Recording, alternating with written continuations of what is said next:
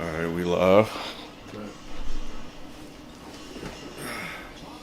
But I'm done eating. I'll come to the appropriate chair. Oh, this mic is too bright.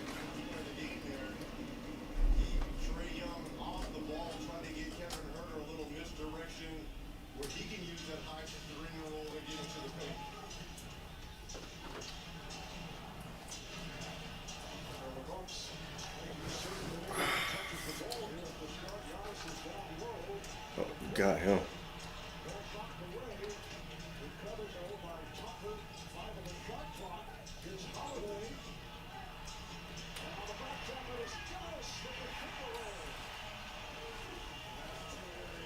What up, y'all? Oh, it looks like we a little hot. Let's see. I'll keep an eye on it. Damn. It's that knee, man.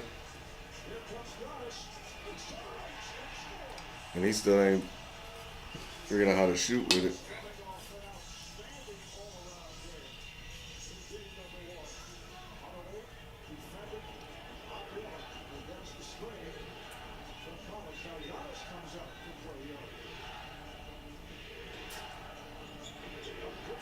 Off the left hand, off the dribble.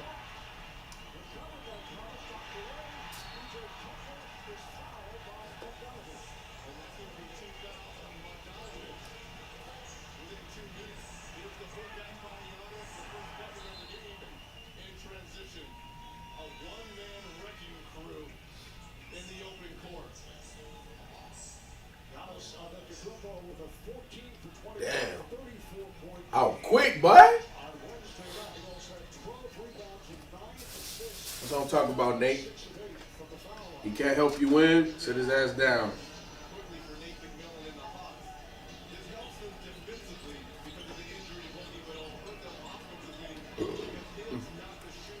Oh, they got Trey Gardner and PJ Tucker. That's smart, actually. He only gonna do one thing on offense. Yep. There you go, Trey.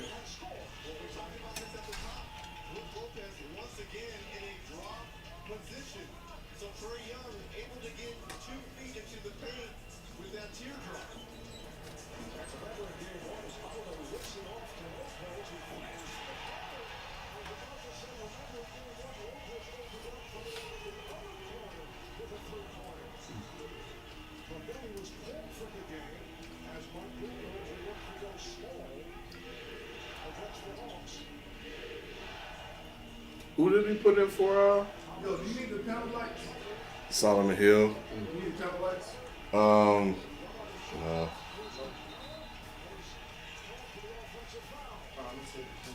All right.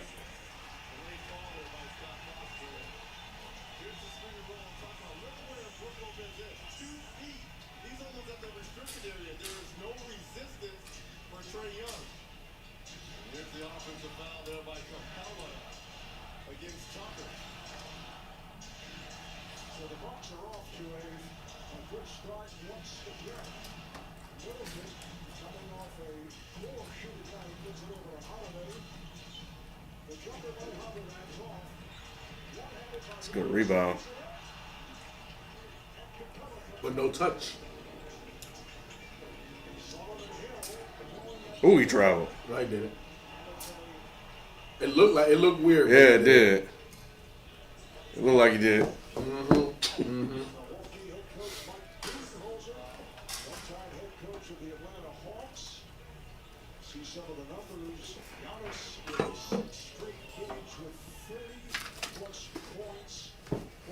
Oh!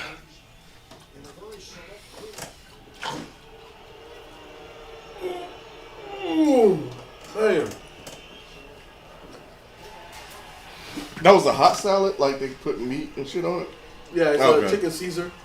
They Okay. put grilled chicken on it.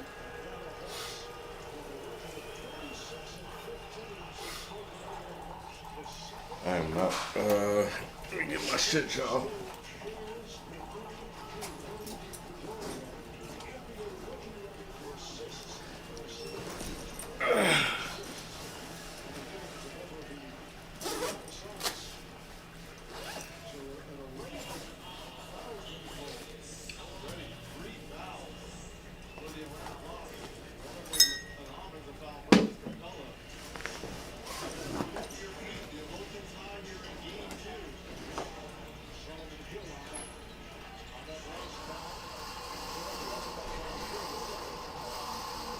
shit. Good shit.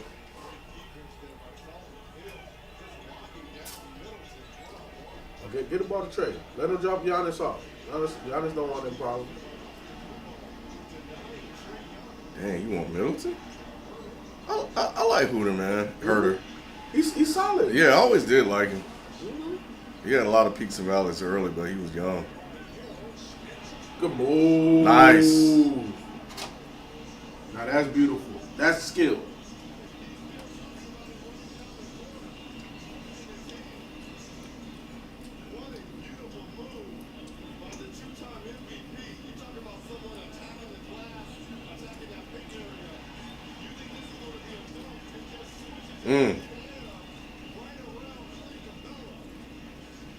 That's beautiful. Tell him about it. Tell him about it. At Progressive, we love your pets as much as you do. Like this guy. Ah, shit. That's why Progressive Car Insurance covers your pets for up to $1,000 if you're ever in a car accident with you. This mini major is gonna watch your way, right? I'm sorry, can we stop? I know that we're selling car insurance here, but cute little animals, it's too much. Define too much. What's wrong with cute animals? So we doing this or what? Nah, it's over.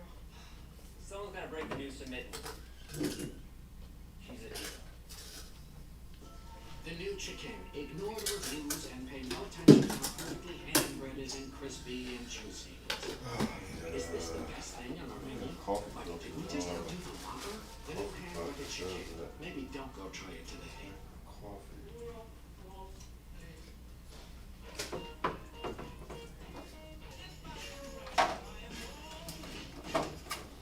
I gotta walk slow, y'all. I got my coffee. I don't want to spill it. It's too full.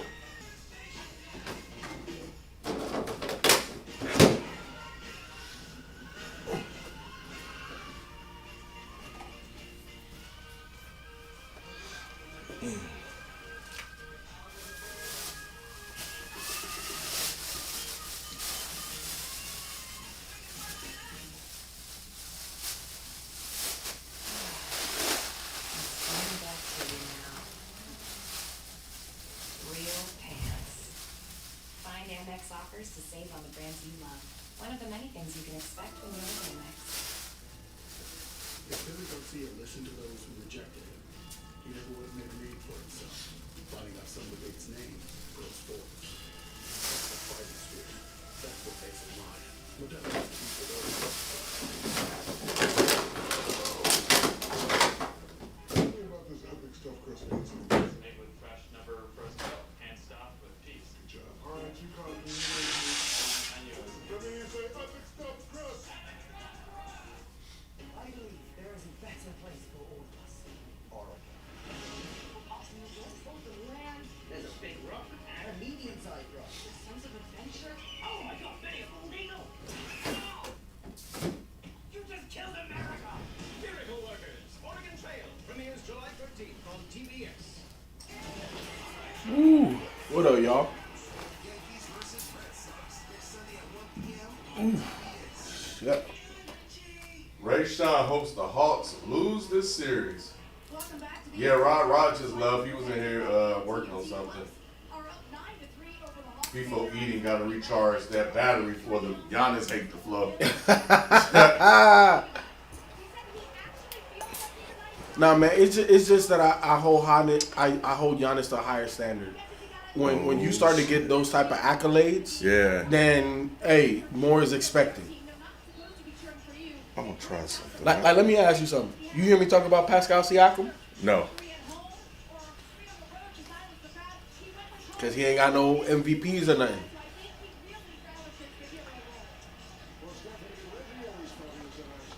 Ooh, good move. Whoa, that's out on y'all. they sold it. Yeah, that's out on the Bucks. Here, Trey Young can't believe. Initially, this was called. Yeah, That's off Lopez. that's Nah, off Lopez. Capella's knee hit it. No, that was Lopez, bro. However, the Bucks. I didn't want to challenge him. Giannis with all Too early in the game. You make that up. Game one, this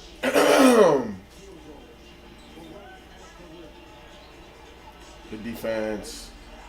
Oh, look at that. Okay.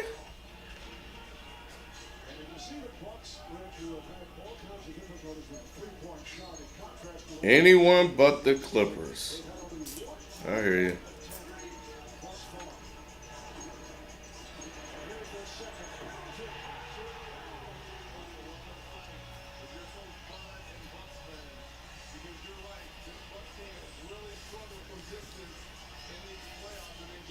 Yeah, that is a little nice, a little high.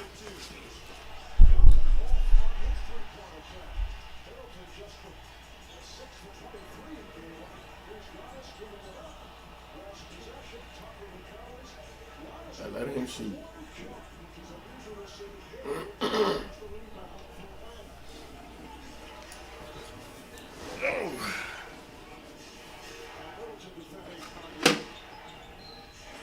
Yep. Superstar call. Yep. Oh, don't let Nick see that. You know he gonna be complaining when he get here. Say Trey don't deserve those calls. Those are fouls with Trae Young initiating the contact here, going into Middleton. Looked like Middleton was just trying to get out of the way, and the contact started with Trae Young. Yeah, they gotta eliminate that from the game. I can't jump into you and that be a foul, especially when you're trying to get out the way. Right. I don't know. You know, I'm glad that Trey got the call, but that's not a basketball play. The second foul, which sends him to the bench. 13 fouls on Atlanta, 2 off the Bucks. Both on Middleton. Got him. Here it is, Milwaukee been looking to start this game on being aggressive, getting these fouls on these Desperate. players, getting to the free throw line. We got over 6 minutes of bonus for Milwaukee here in this first quarter. Question is, can you keep it up for the whole game? Who? Milwaukee, that intensity. Giannis plays with a lot of intensity, so they can. But you know, the Hawks will adjust. We know they won't stop fighting. The Hawks are always in the game. Yep.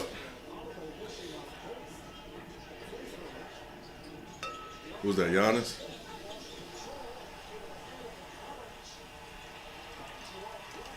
The Hawks just got to make some of these shots. Yeah, they miss the shots they normally make. I think they'll go soon.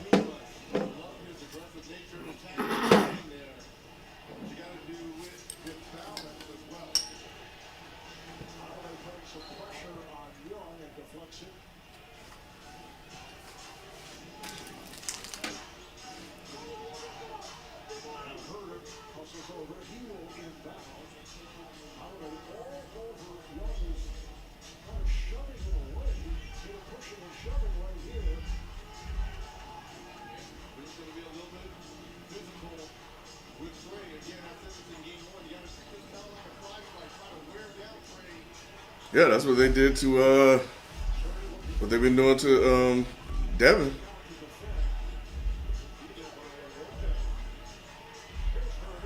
Woo! That boy Damn. didn't touch nothing, boy.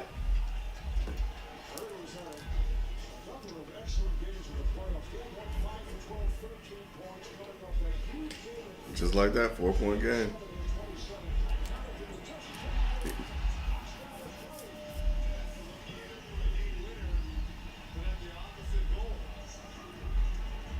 Three of 3 from 3.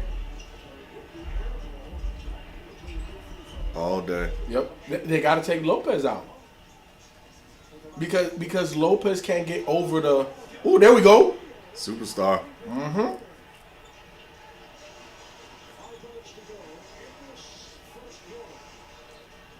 Bye-bye. Ken, that little nigga a superstar, bruh. He a superstar. Look at that. He a superstar, man. You know what I like? That was a big shot, but Yeah. you know what I like? But they're 4-4. We know that's going to average out. I like when he scored that floater, he punched the stanchion there. I like the intensity that he shows. Mm-hmm. Like he really, really fucking wants it. Mm-hmm. Yeah, y'all gotta cut that out.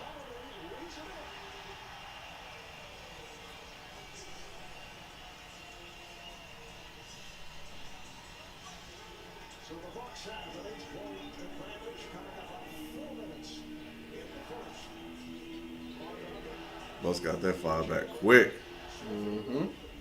I see you, Herder. I see you, Herder. Oh, follow. Let's go.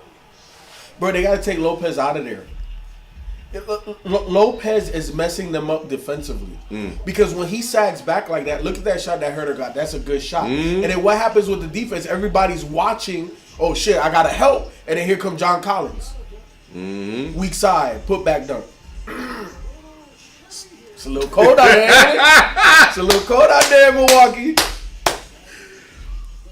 They're laughing at people, man. He's a showman. Like, for real. He does, like, man, yeah, he's something, man.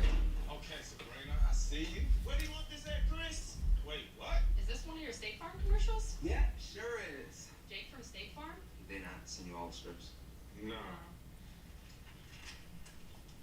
Chris smiles and says, "Wild love, State Farm's surprisingly great rates." Then suddenly his body turns into a basketball. Come on, this Black Ross wants us to review BFB, the Pac-Man, and Benny. Call it Frenchman.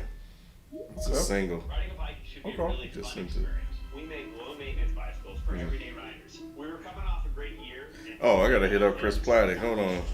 we really had to think creatively. Teams allowed us. He said he live on IG. Hey, is that TK? How are you? To threefold the amount of customers from all over the world. Without teams, there's no way to do it. And I really think it's going to set a standard for retail moving forward. No, you know, I think I did hear this. Wendy's only serves one kind of breakfast. Yeah, I agree with that. So chuck your old soft and pick up 2 of these. What up? Your aunt's, your aunt's 4 bucks. Choose wisely. Choose Wendy's 2 for 4. Yo, what up? I got FIFO in here too. What's good? What's good? Yeah. We are watching the game now.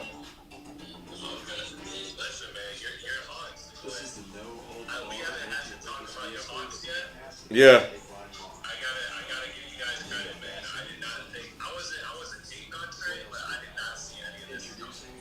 Then that means you were a hater.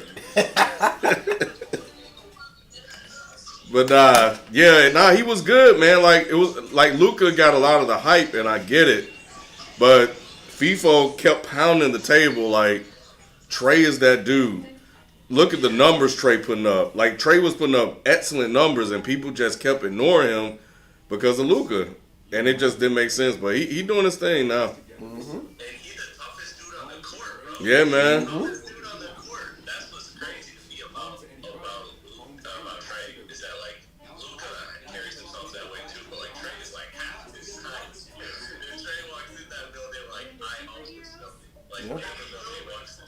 Because he has the most arsenal. He has the biggest arsenal. He got the biggest bag out of everybody that's on the court. He has the floater game. He has the in between game. He can control tempo. He's getting better at that. He's a young point guard. You can see it at times. He doesn't necessarily get sped up, but his inexperience shows at times. Right, controlling the tempo. When CP plays and CP's been out there, CP controls the entire game.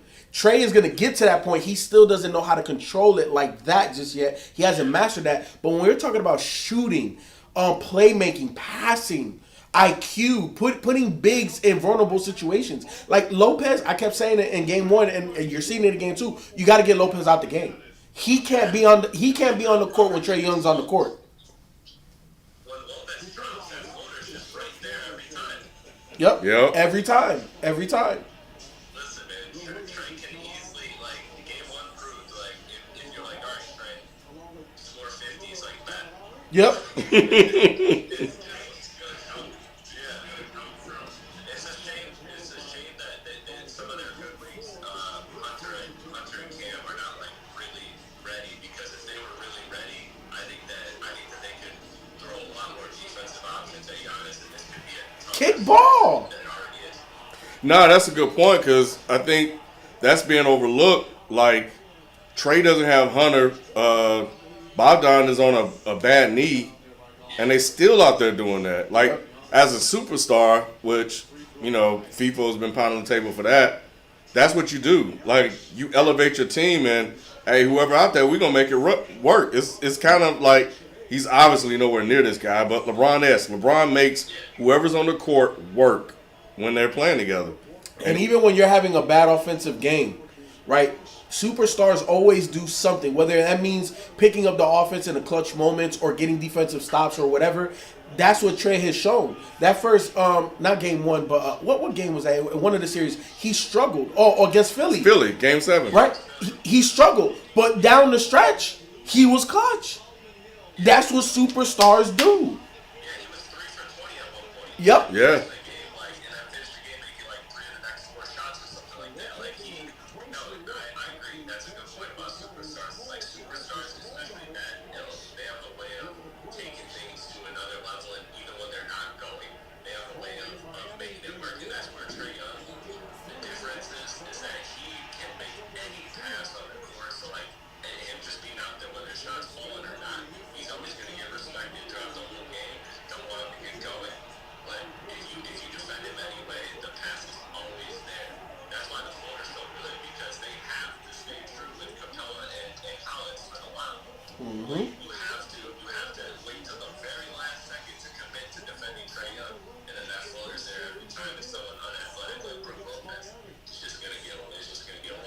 Hey, what up, Spike? So Spike asked Tatum or Young.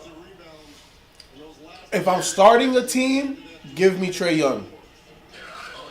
It's more difficult. What he does is more difficult to guard than what Jason Tatum does.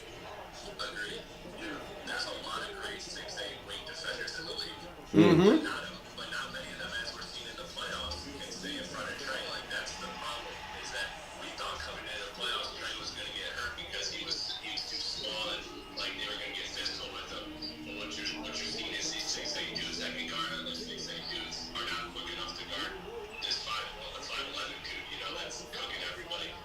Mm-hmm. That's the difference. And so coming into the playoffs, I would have said Tatum. Now, I've had a revelation with Trey. He's crazy. Yeah, I mean that's what the playoffs are about, man. Really showing, what you got and what you can do. It's like one of the biggest stages. So you can be balling out in the regular season, but only casuals really not. Well, the casuals don't watch that. But, they'll be watching the playoffs, and, you get out there and you put on a show. The thing I like about Trey is that, like, he likes being the villain. He'll shimmy on you. He'll look at the crowd. He'll laugh at you. He'll find somebody in the crowd and make them the enemy. Like, he uses a lot of things as motivation to get going. And I really like that about him.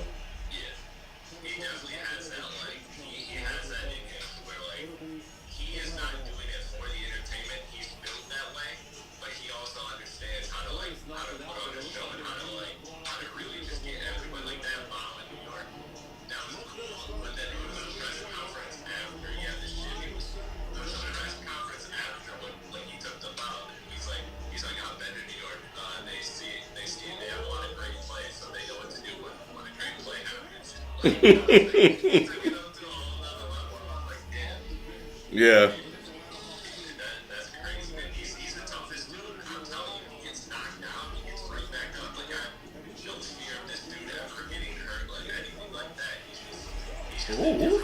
Portis. Okay. So who you got winning the series? Let's go, Trey. Let's go, Trey.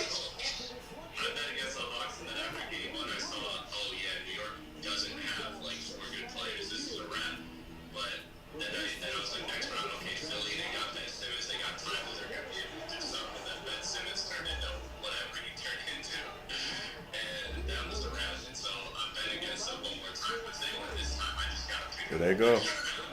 And they rolling now, man. They rolling now. I picked the Hawks in 6, but I'm not gonna. The Bucks showed me a lot of heart. I know they took advantage of injuries on the Nets, but they were getting smashed, man. And they were getting embarrassed, to be honest. So to win a game 3, and then you showed a lot of heart and toughness, and then just to win game 7 on the road like that under those adverse conditions.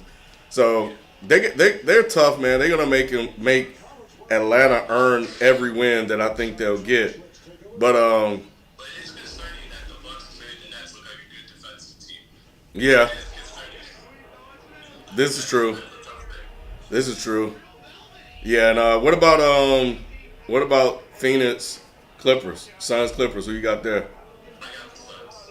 Okay. I just think that they play like the best basketball team, and I think Aiden's the one big that hasn't been able to be played off the floor by the Clippers. Okay. He's shown that he will actually punish you. He will do a Rico Henry. He will actually punish you. He will get rebounds. He will finish at the rim. He's finishing very well. So you can't play him off the floor. The Suns just play like totally together. I think they're great. And obviously, Kawhi's injury. Yeah. And with Paul George, in a series, like he's proven that he's better than what he was last year for sure. But he's proven that he's still gonna every series have like 1 or 2 bad games. And Yeah. Kawhi, you can't have any bad games. Ooh, Trey. Oh boy. Oh man, Trey Young. But Ken, you haven't asked me the biggest question. What's that? Oh. Yeah. So that's who you want, because B been clamoring for that all year long. B been clamoring for Cade Cunningham all year long. Yes, sir. Cade Cunningham is the guy, and I'm telling you, it's a great time to be a Pistons fan because I have so much confidence in this routine.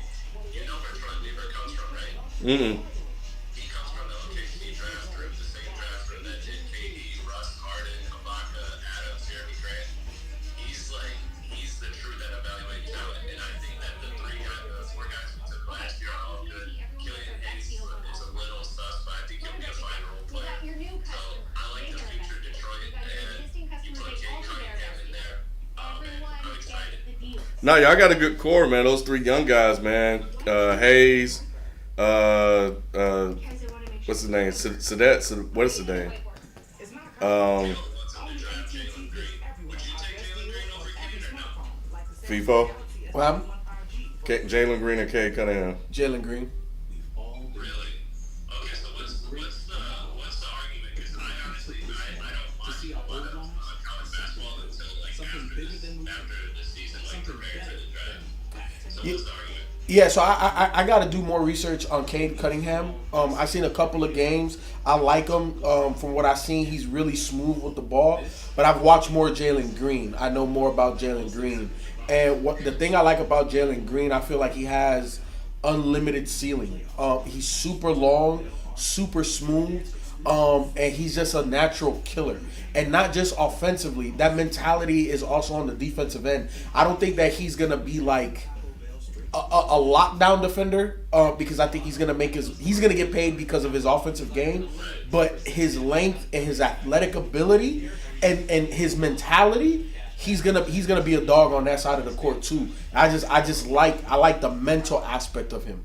Also, I think it's on a much smaller scale, but it's kind of in comparison to this guy in the sense of not in terms of who they are, but in terms of how they came into the league. Like Jalen Green was dropping buckets on the G League. He was playing NBA guys last year. Yep. Versus Cade was playing college, and I think that like with Luka, it was like that's how I knew this guy was going to be bad because at 12 years old he was playing against grown ass men. He already had that maturity and that toughness coming into the league, and I think Jalen Green, if he did that for like 2 years before coming to the draft, would be like in an even better position. But I think he is going to be in a better position than most players because he literally played against people last year that are in the NBA right now.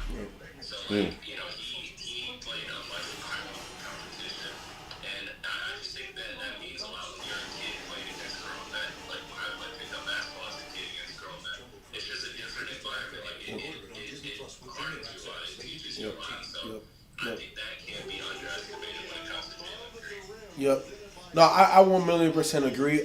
Jalen Green, on Dennis Schwartz, I've been saying for a long time, like there's gonna be a run of young talent coming in, and he's one of those guys coming in this draft. And I've been watching him so long that I knew that he could have came into the NBA as a junior in high school. Not saying that he would be dominant or nothing like that, but he was just that ready. He was already ready. Just like Zion, just like a lot of kids, like Luka. Luka could have came in at 17 and played in the NBA. Would he have been what we see right now? No. But he would have been able to contribute. He'd have man would have averaged 15, 18 points as a 17-year-old. Because certain guys are just, they're just ready. You know, and when I've watched Jalen Green, at first I questioned it, but you know, some of his high school battles that he had against, you know, ranked teams and stuff like that, he always rose to the occasion. And he always puts pressure on the defense because like old school cats, he's trying to get to the basket. The 3-point shot is cool, but that's secondary in his game. Like the jump shot and all of that is cool. He's trying to attack. He's trying to catch bodies. He's trying to get fouled. He's trying to get to the rim every time, and that's the thing I love about him. Yeah, I don't think he's by any means going to be a miss. I know some people are kind of scared that he's just one of those guys that just scores and can be found on a tree. But I think he's extremely rare for the mentality thing, and I think he has that too on a different level.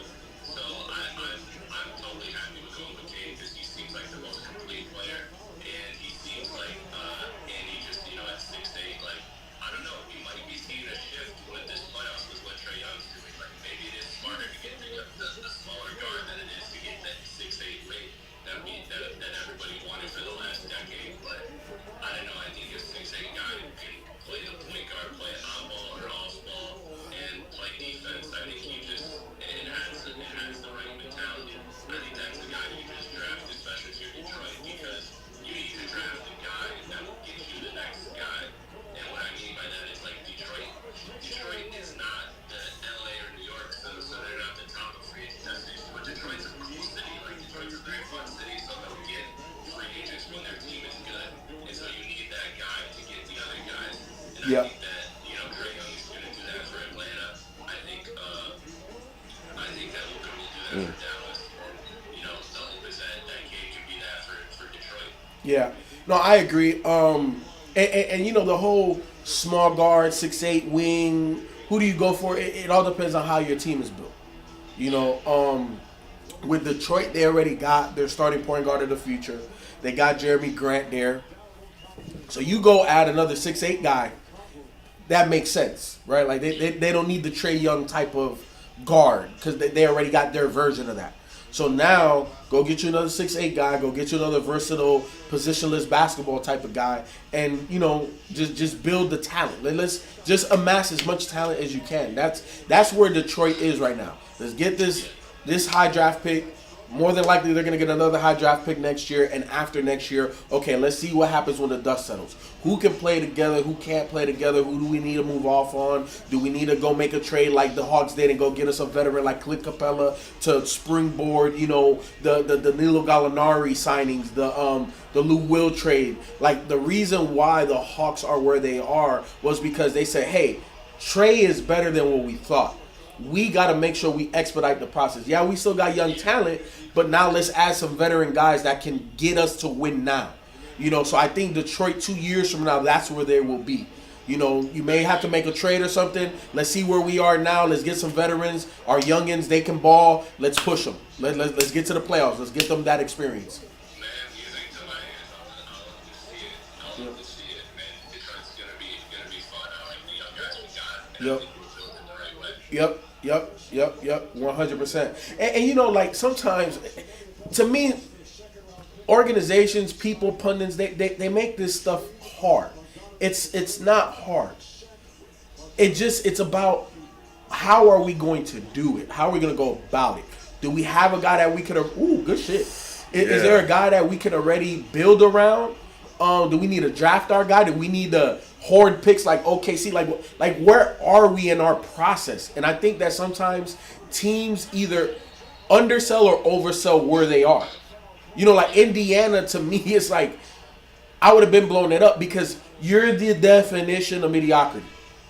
I like the guys you got, but you're not winning no championship there. So then, what's the point of just making the playoffs? I understand you're a smaller market, but that's irrelevant. I hate when organizations say, "Oh, we're a smaller market. We got to be competitive. We got to be." No, take a year or 3 off to get the talent that's required, so that way you could truly compete. Or be competitive, but when that window comes, when that move comes, like Take it. another young team is like, we want to do like Atlanta says, like we want to get better players now, and that's your window out. Take the window out. Like don't be. I think a lot of times it's okay to be like a mid-weight team, but where the team gets themselves caught is that they get the opportunity to get out of that, whether it's up or down, and they're scared to take it. Yep. And I think that's something that a lot of teams like Indiana struggle with from time to time. Detroit struggled with it, but now we finally got a team that's doing it the right way, and I think that's gonna lead to something good, man. I really believe it. It's a nice blueprint that we got built, and now we just gotta execute. Yep. Yep. But man, this Atlanta Hawks team is honestly inspiring. Like that, I did not see any of this coming, dude. Like I said, I picked them off the first round, and here they are in the conference finals. Yeah, I was one of the few that had them beating the Knicks in the first round, and I didn't have them beating the Sixers though. Yeah. They shouldn't have beaten the Sixers. To me, that Sixers series was all about the health of Joel. And obviously, he dominated. So the man damn near averaged 35 a game in that series. But he was gassed in that second half, especially in the fourth quarter. And you could see, like, at times that knee was just a little bit too unbearable, So it was a myriad of things. But I think ultimately what it came down to was Ben Simmons' mental. Yep. Like, he lost his shit. He just simply lost his shit. And when that happened, the Hawks just took advantage, because it's like already you're not a scoring type of star, right? Like you're an all-around star, but your scoring star is fatigued in the second half, and then your all-around star's mentality was just done. So it was the perfect opportunity for Atlanta to go in and do what they did. So I wasn't surprised. I was more surprised by the debacle that's Ben Simmons. I was surprised by that.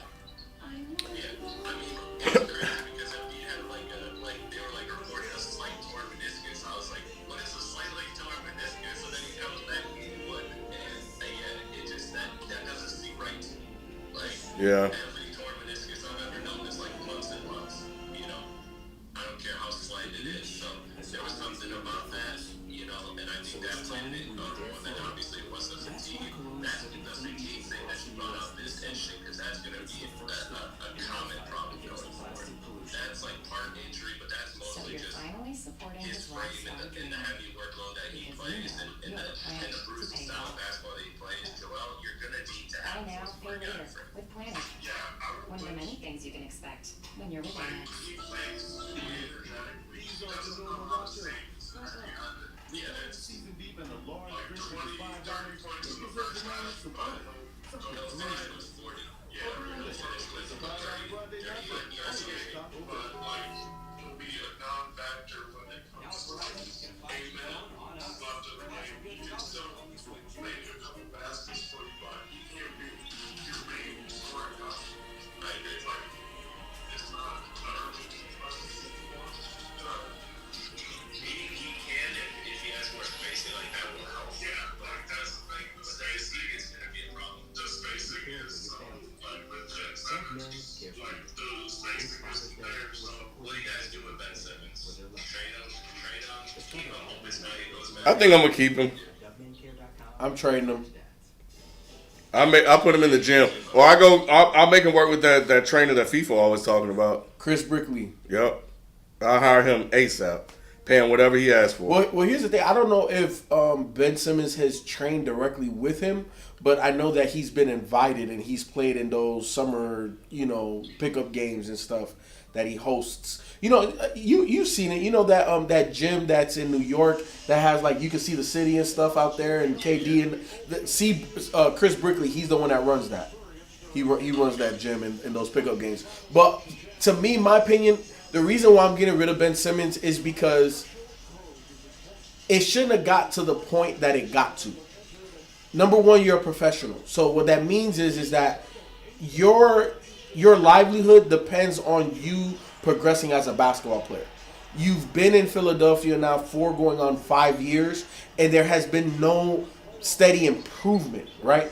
And the example, you know me, I like to use examples. The example I like to use in this scenario is Lonzo Ball. Lonzo Ball came into the league with a broken ass, cross the face shot, and now I'm not saying he's the best shooter in the league, but we've seen every single year improvement. That is the expectation of a young player that can't shoot. Every year you gotta improve. It doesn't. We're not wanting you to be Klay Thompson or Steph Curry, but you gotta be a threat, and you can't be scared to shoot the ball when it's your time to shoot the ball. And because of that, I'm getting rid of him, because that's a will thing. That's not a skill thing. That's a will thing. And in my opinion, if I'm running an organization, I can't have guys that don't want to do something. That's not the type of organization I'd be running. So to me, get rid of them. That's a problem. Let that be somebody else's problem, because you're not truly you're not truly engrossed in the process of becoming the best version of yourself. That's an internal thing to want to get better. Or while I'm shooting 60-some% from the free throw line, my goal is to shoot 75% this year. I'm not shooting no threes. My goal is to shoot at least 3 threes a game. Like, where's that steady improvement for Ben? Locked in. Ooh.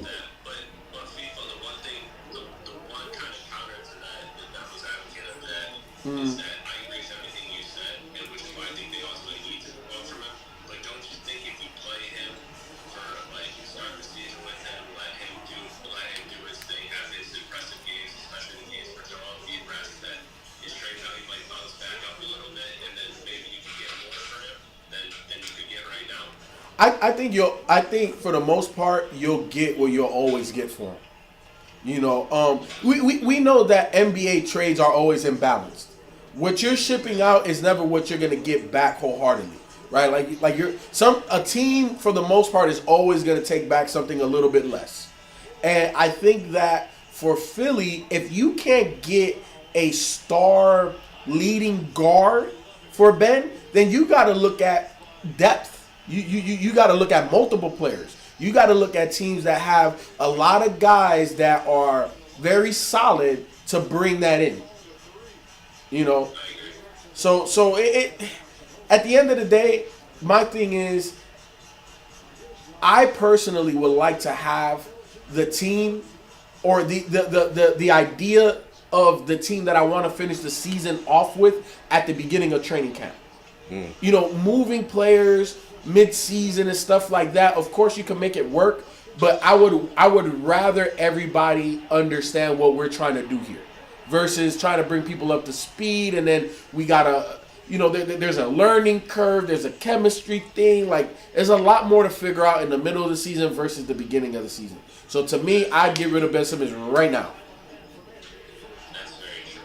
I don't know. I think in the coming weeks too, in the off season, I think his value will kind of bounce back a little bit. I think right now teams are doing what they're supposed to do and talk down on the person that they want, so they can get him for cheaper. Yep. But I don't know. I would like for them to hold out and try to get more value, but maybe you're right. Maybe the value is always going to be what it is until he proves otherwise in the playoffs, and that's interesting.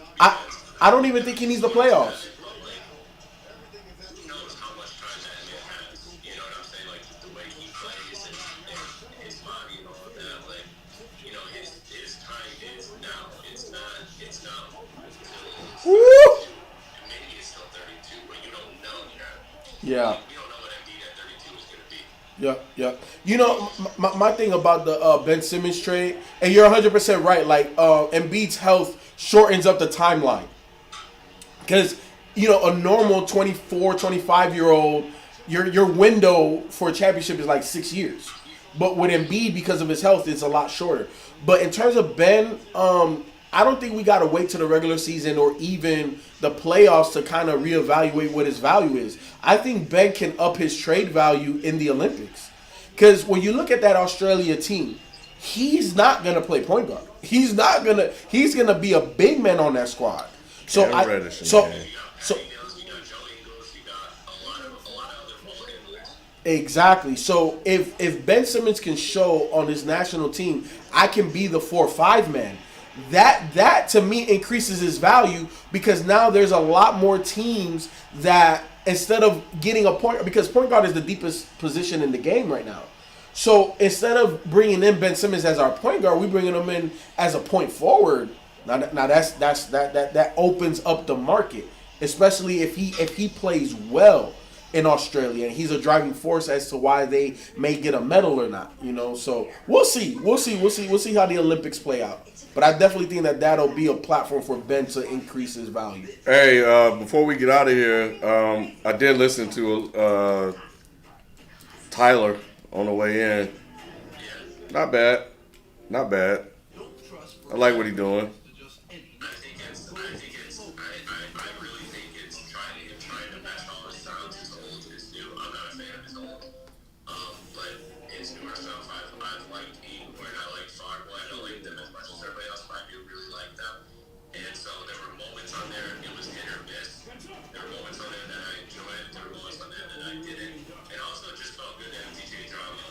Yeah.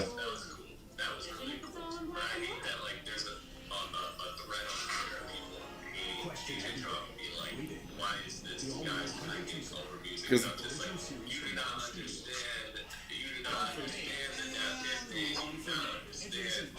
they fake, man. Fake hip hop fans. They just Tyler fans, so they don't know. They don't know about drama like that. But nah, yeah, it felt good to hear drama again. So you didn't fuck with like our future bastard Tyler? No, I didn't. Wow. To this point, I went back actually in the last week and I re-listened to it and I hate it even more. I do not think that Tyler sounds good on those hard, and his production has always been amazing. It's good on Wow. too. But like number one, he's not the vocalist that I would like him to be, and number two, he just doesn't sound good, especially on those hard beats. He does not sound good. Like he sounds kind of corny to me. Like Oh my God.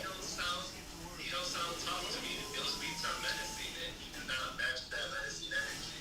I guess since you know him more for the but I grew up on that age that listened to Tyler, so I listened to every Tyler album as it dropped, and I just continuously not liked it. But my friends were like, "We love Tyler. You have to listen to him." And I always felt like the beats are nice, but he just don't sound like he don't match the toughness that those beats require. Man, oh man, you so wrong, man. You are so wrong on this. Wow, that's crazy. I've never heard that before.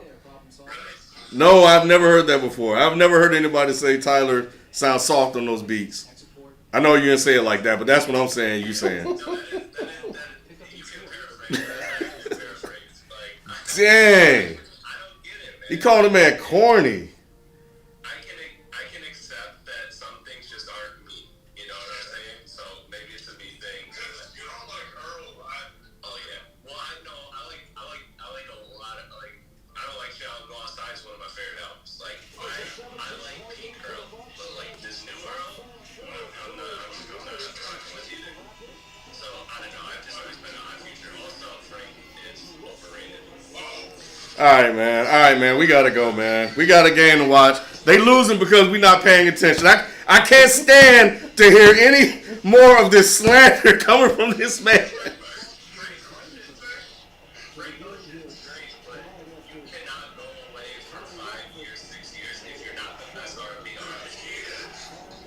Oh. I'm so hurt right now, man.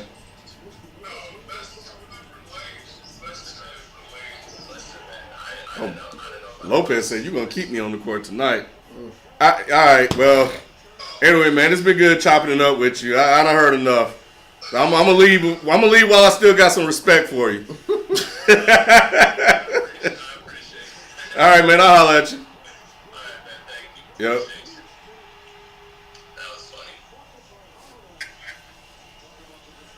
Putting a number on Trey. Drew's in his pocket. Just sloppy, man. Like Yeah, sloppy. just. And Bucks playing hard. They're really good at home. Mm-hmm. Like I think they're undefeated at home. Except when Philly got them. I don't think the Nets beat them. Well, the Hawks got them too, though. I know. Well, besides Yeah. that, but they beat Miami and they beat the Nets at home all 3 games. They won the 4th one on the road. Holiday off to another spectacular start.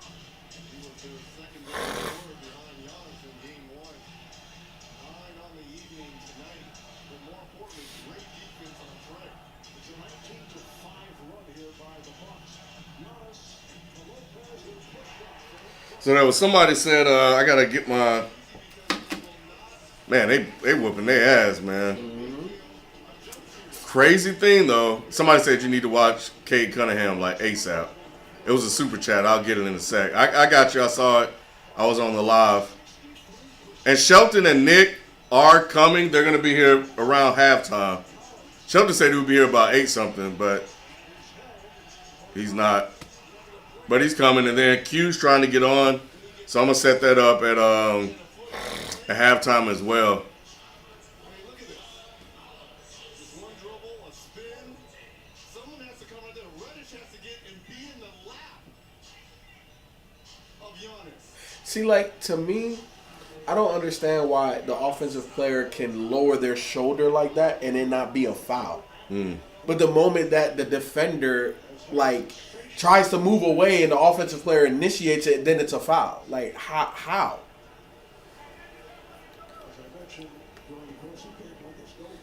Giannis having a game though. He is.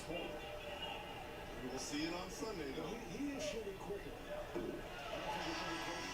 He don't need to put the ball that far back. Like, when he shoots, he's, Yeah, back here. yeah. Like, he needs to, his form needs to be one motion up. Like he's here. Like, it just needs to go up. See, this is what irked me.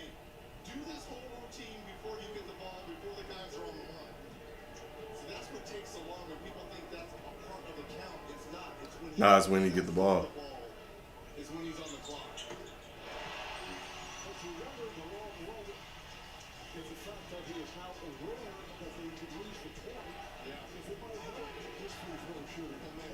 Trey got 7 turnovers. That's what I'm saying. They're in his hip pocket. The Hawks just have a lot of turnovers. Trey can't have 7. He's gonna have double digit. Oh, it's like that? But what I was gonna say is, I think they can come back and win this game though. Yeah, they can. They shoot good enough. Unless it gets to 30. Even if it gets to 30, I think they can still come back. All right, that's it. No, they can come back, Cam. It's From still early. 30? Yeah. We just got to chip away at it. 18-0 run. You were saying? So this is what needs to happen. Like they need this. This builds up moxie. Yeah, because a lot of this is self-inflicted. Exactly. Yep. So you got to get out of your own way to get back to crawl back into this game. Just calm down. You're not gonna get 30 points back in one shot. Just calm down. Play your game. Play your game. You got a whole half. Cut this shit to 15, to 18. You know what I'm saying? Like, it's a new game. It's a new game. The Hawks are beating themselves. The Bucks ain't really beating them like that. It's an ass whipping going on tonight. Fuck. Grab a damn fucking. How these motherfuckers come out of my pocket? Somebody said the Bucks might choke though. Trey 0 for 4 from 3. 7 turnovers. You don't have to find a hot spot. You are the hot spot. Straight Talk Wireless available at Walmart. Wait, why is Shelton doing? He must be driving.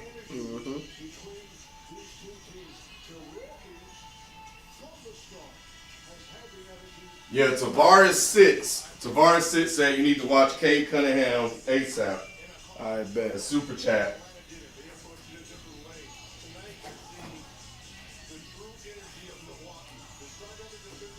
game. So they, we always do this, but they were a bad finish away from damn being 2-0. Oh. And they're sharing the basketball. 18 assists for Milwaukee. Plus the point you made a moment ago that I'm sure the Bucks don't mind the shitty situation of disrespect in game one. They don't mind putting this huge margin of victory. What else we said we were reviewing? Not the ones you and I would. The ones you and I were doing, not the one with Shelton. K Nels, Bobby Sessions, and Sleepy guy. So Shelton wanted to watch us do the K Nails guy. Yeah. Want to try to knock out 2 at halftime? If you want to. Yeah, I can. Well, I won't be able to record it. Shit. Oh yeah, because we're live. Yep, I'm using this as an audio interface. All good. Unless you got another way to do it. That back there. No matter to me.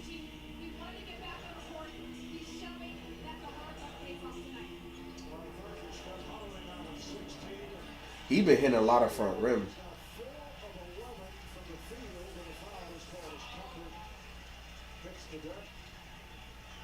Not only 4 of 11 from the field, but his struggles from 3 continue. 0 of 6 tonight.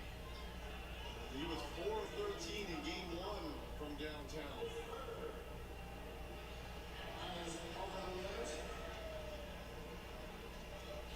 All right, so Nate need to be like, hey man, they ain't going in. We need you to attack the paint. Math tells me, Reggie, 75%. That's Syracuse now. Tell me. The NBA Eastern Conference Finals on TNT is presented by I want to try that new damn Burger King. The Yeah, but I want to try that spicy one. and by American Express. Should have got one on the way in. It's my watch. Yeah, I figured that bitch was dead. Now, I think they can come back. I changed my mind again. I think they can come back. It's still only like 22. They will come back. So, a good couple of stops, a couple baskets here. Clean up. Trey get hot finally. They got to get some offensive rebounds. Yeah.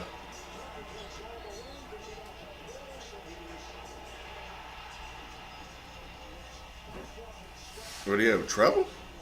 Nah, he stepped out.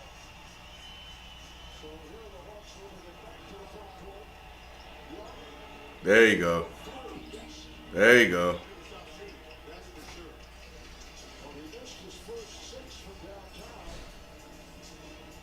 You just need to see one go in. A stop, a bucket. You never know.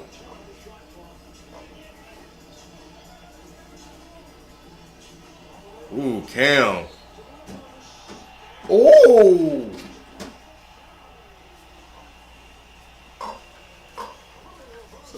What's up? What up? He just blew by Cam. God dang. I'm so pleased to see Cam playing. Well, he ain't gonna be playing much longer. You keep getting blown by like that. That's a hell of a finish, boy.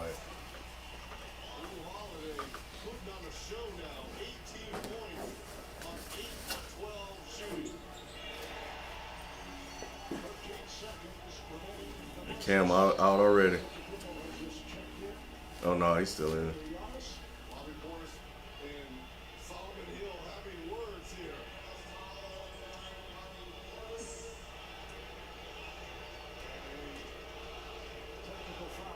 Bobby, you just got in the game.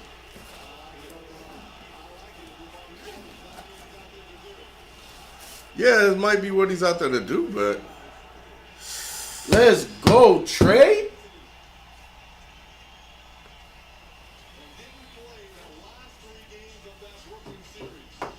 It's y'all's fault. You watched the show, listen to y'all talk. I told you not to call him that. If he had listened, like, got upset, he would.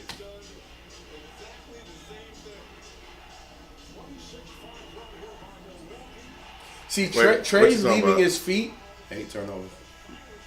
That's the most he's had all year. Yeah. Trey's leaving his feet trying to make the pass. So this is something I learned very early as a point guard. When you leave your feet, you gotta score. You gotta have the mentality of score first, pass second. And Trey is jumping to pass, and that's why he's getting caught in the air and he's having a lot of these turnovers. If you're jumping like that, score, go to score, and if they take that away, then that's when you make the pass. But they're playing you for the pass when you're, because it happens to me now. Like I'm older. I ain't trying to score like that when I go hoop. I always try to pass. After about 2-3 possessions, everybody say, "Hey, he ain't gonna shoot." Just playing for the pass, and that's what they're doing right now. Yeah, I mean, he had a bad game against the Sixers, so, it is what it is. He came through in the end. This one may be a little bit harder to do. But yeah, he's going to be all right. On the road, he did what he needed to do in the first game. He got them that one. Yep. Now we coming back to Atlanta, baby. Mm-hmm. Now if he's doing that in Atlanta, that's a problem. But I don't see him doing that at home. All right, let me see if I can get Q in here. And the Bucks are shooting the lights out, so that ain't something. They are. Yep. Yeah, I mean they killing it from three. This look, man, they're a desperate team. This is their game. They felt like they didn't feel like they did kind of give that first one away. Mm-hmm. So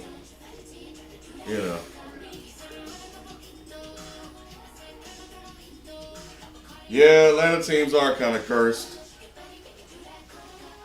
So there's some truth to that. This might be their run. The way Georgia teams get hit, shit, they end up losing in 5 on some bullshit. Mm-hmm.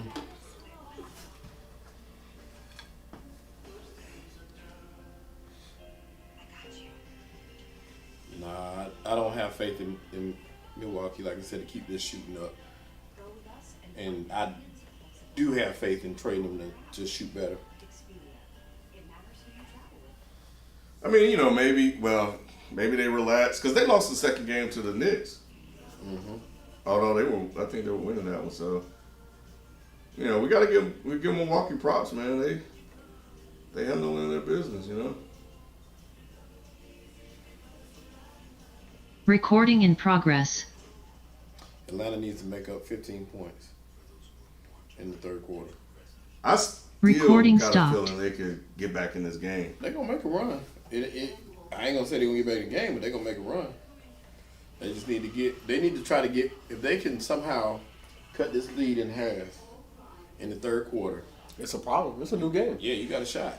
I mean, but what would that say about Milwaukee if they do go down 0-2, especially in this game 2 fashion, being up this much and losing? All right, John, I'm gonna try to patch Q in. Hold on. BL, yes, I'm supposed to be going to one of the games. I promised my son I would take him if they made it to this round. So yeah, I'll probably go to game 4. I think if it goes 6, for sure 6. Man, one of my partners today, he got a message sent to him asking him if he wanted these seats. They were $700 and something, like $750 a piece. Mm-hmm. And he said, "Let me think about it." And then he came and asked me if I wanted them. The dude had sold them. The tickets are right next to Ludacris down there in the floor. I was like, "Oh wow, for $750." Yeah, because they season pass holders, and he got 4 season pass. That's all it cost him. So he was selling it to his friend for the price that he paid. Yeah.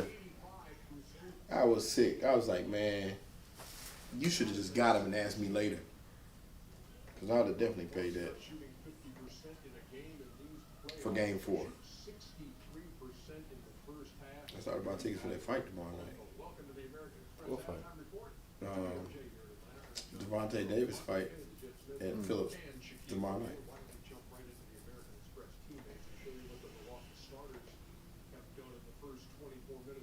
I still might buy tickets to that fight.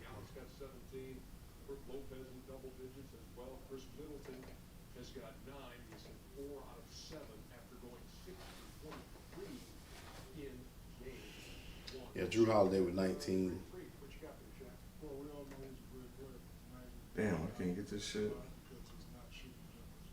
You should question why he doesn't do this more. Right here, he says, you know what? I'm putting my head down, break move right there, and come up to the paint. You can do this all the time. Just disrespect him by not doubling and tripling. So, hey, use your size, use your ability. Right here, Gallinari. This right here is barbecue slow chicken alert. Go right by that dude right there. You can't guard him. I might not be able to hack you. 7 for 11, 17 points. You know, they were about 20, 25. He shot a three. All right, Giannis, I see you with the move. Let me get a counter to the spin, please. I don't know who said it first, maybe it was Socrates, but he talked about playoff basketball being one of adjustments. Yeah, maybe it wasn't Socrates. Maybe it was Chuck. Maybe it might have been Chuck. But the one thing that you have to have Yeah, I can't get this shit. is understanding and to follow the game. Chuck's not going to. Yeah, he's not. I swear you don't. Yeah, he's not. That's right. But the one thing you have to have patience. But you also have a team that's got to be committed. So here you have Trae Young torched you. And now, freeze it here. So now, last game, Brook Lopez, I wish I could just get you back here. And Giannis on the double pick and roll, I would have brought you back here. And then two guys would have had Drew Holiday. But because he sees a deterrent, he says, I'm going to shoot from way downtown with a hand in my face. He misses the shot. We're off to the races. And then the second part of it is, Giannis, as Shaq said, his ability, freeze it here. So his ability to say, I'm going to make a concerted effort to get to the paint, not only allows him to get the shot, but it also now, when he drives in, that is sinking in and they're nervous. And Bobby Portis is just wide open, and you get to shoot a shot and knock down a shot. Bobby's good at Trae Young. Bobby can shoot. Bobby's a good pickup for them. Okay, Trae, you were really good, and now you got passes. So once you got passes, freeze it. I'm going to just start jumping the passing lane because Trae Young never What the fuck? I fucking hate windows, bro. There we go. He always shows the Hawks. And now, since he turned backwards and being passive, now I can Yeah, I can't get this shit. and I can get certain things. When he sees when his back returns to the basket, that is open season on jumping passes. Milwaukee's 32-point lead, the biggest lead any team has had in this postseason. 77-45. Your biggest takeaway? Drew Holiday. I told you he's going to be huge this series. He was great in game one. They killed him on the other end, playing off the defense. He's going to be huge. They can't stop him. He's a tough matchup for Trae on the other end. And Milwaukee just played good basketball. They said they came out in game one and thought they were playing game 52 in the regular season. If they play like this, nobody can beat them. Young, the only thing he did wrong was take that last three, but if he's just aggressive and go to the basket, he does three things. He gets a layup, he misses, or he kicks it to somebody for a wide open three. And that will get wide open three. Yeah, what round y'all got Tank Davis in tomorrow night? I got Tank Davis in 6. Now he might knock him out in the 5th round. 10 out of 19. Couple other notes for you. Points in the paint, 38 to 14. Bucks points in the paint, 20 to 5 in fast break points. And the Hawks have turned it over 13 times. 22 points. I'm sorry, I'm done. Thanks for the tweets. Hawk impersonation. That's a wounded Hawk, man.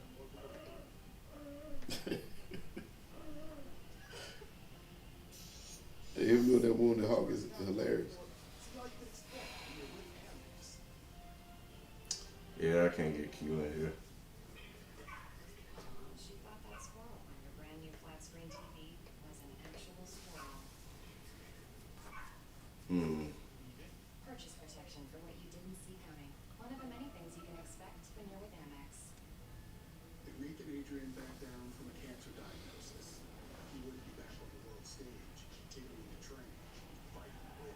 Wait, you got Adrian Wells. You got Mario winning that fight, knocking Tank out.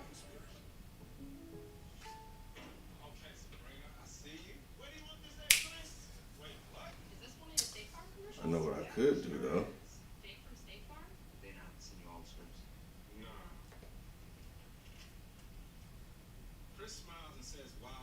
No, it's not showing Zoom at all.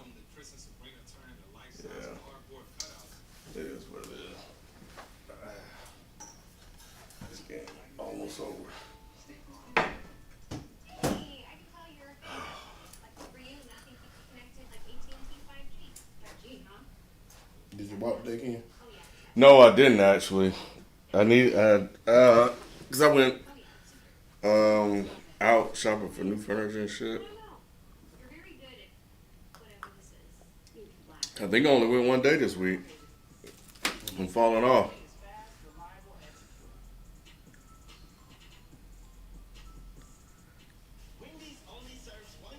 I'm falling off, but yeah, I'm gonna get back out there. And pick up 2 of these freshly made sandwiches at Wendy's for just $4. Choose wisely. Choose Wendy's 2 for $4. Taskmaster. He controls the whole army of widows. It's gotta be stopped. Lucky us.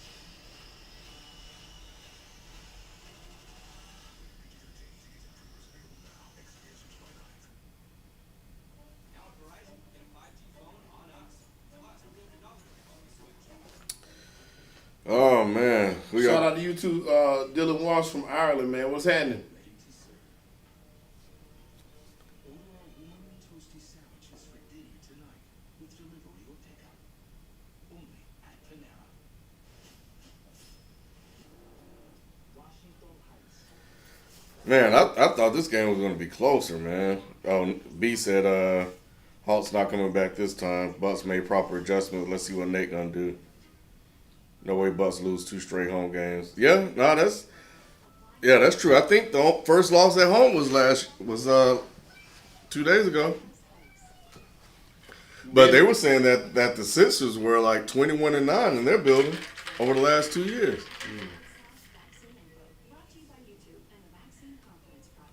Ben Hurd, you in Ireland too?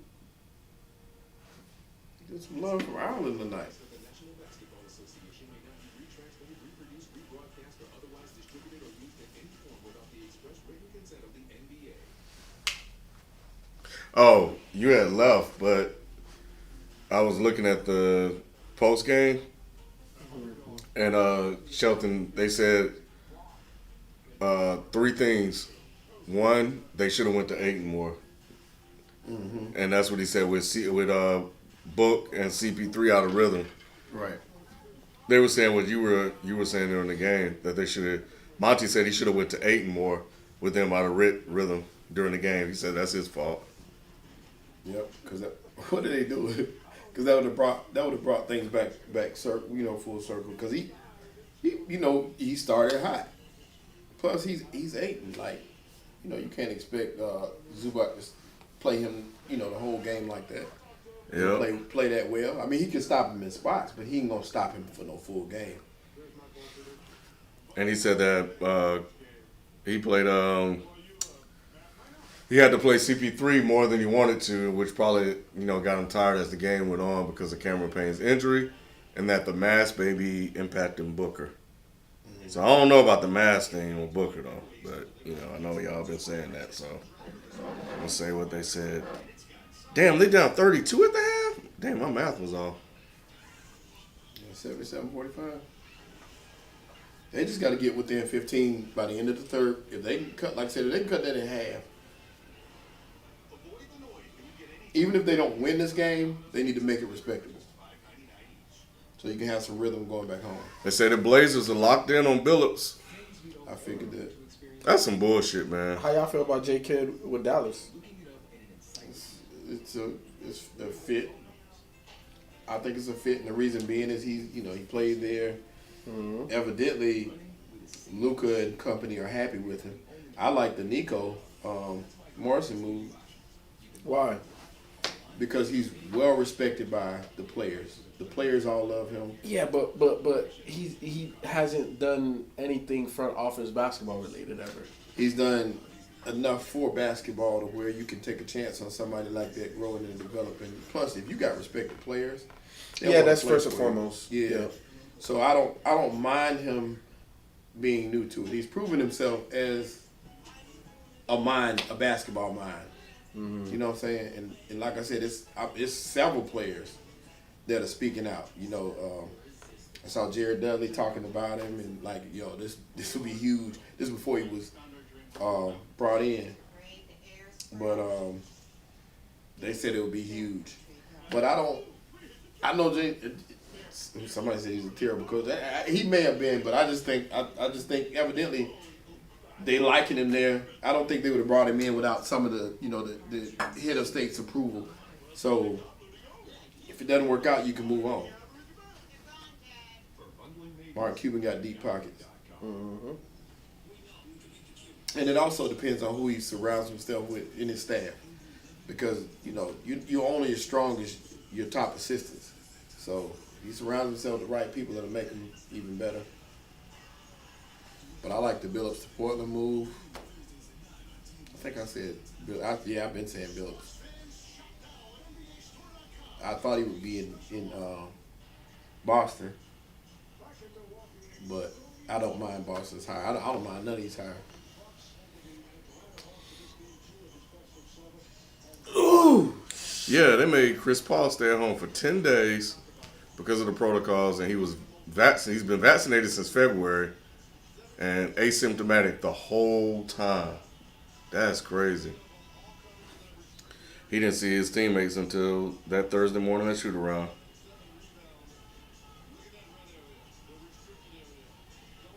Justin Farmer, you joking, right? He said, should we keep Nate McMillan or move on? Huh? That's not a question.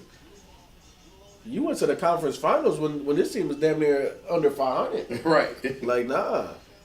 Yo, this is crazy. So in the second round, Donnie was 3 of 13 for 10 points and had 4 turnovers when defended by Pat Bev. And Booker is 4 of 15 for 12 points and has 4 turnovers. The Bev effect. It is. He gets up for big games. Mm-hmm. He loves the challenge, and it's hard to find that. And now you got the same thing in Terrence Mann. And they're starting where they left off. 24 seconds. So is that a trade turnover too? Mm-hmm. He was the last one with the world. Oh, he's going to have double digits. They say they're hopeful Cam Payne can play in Game 4. So he's probably going to play. That's crazy that we even talking about Cam Payne again and whether he plays or not, and it mattering. They got an article about how he went from bust to a player. So I got to read. I want to see what they're talking about. Okay, Justin Farmer's kidding. I'm sorry, man. I was hoping you were. Shit, at this point, Nick don't even need to bring his ass up here. Who, Nick? With this blowout. Yeah, because all he going to do is talk shit. Oh, yeah. They weren't going to be. I just saw your text about the phone. But he just posted it on Twitter. Yeah. So. Yeah, if y'all want to watch so FIFA and I, we were talking to Chris Platte. He's been on here before. So if y'all want to hear it, just go to his Twitter page, Real Chris Platte, and you can watch the whole thing there. And Q was funny. Q said he was talking to Max B.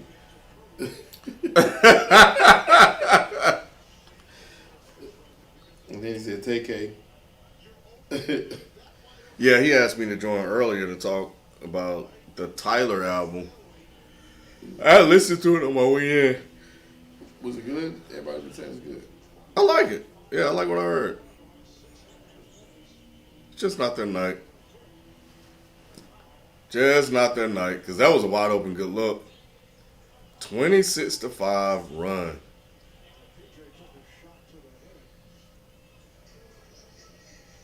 But Trey got to attack the paint. He's settling for these 3-pointers, and that's what I remember when FIFA was saying that Nate kind of got him out of that shit. Yeah, and they're just out of rhythm. Like that closeout was horrible. He had a wide open 3. He could have made that just like the rest of them.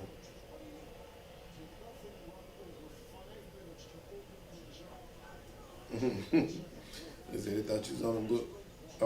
Talking to somebody in lockdown, asking for money on his book. Nah, I ain't talking to any of my cousins. There you go. Hey, that's FIFA. what he needed to do. He just got to make that consistently. That's where he need to live. Like, that's what he need to do. That was a move. Mm-hmm.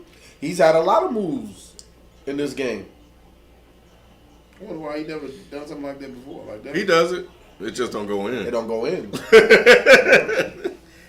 But he does it. Like he. It's clear he works on it and he does it in the game. It's just not consistent. Dang, Drew Holiday. Oh, Drew's on fire.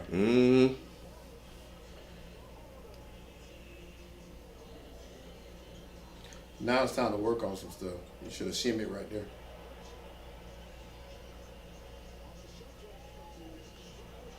Ain't nothing you can do with that.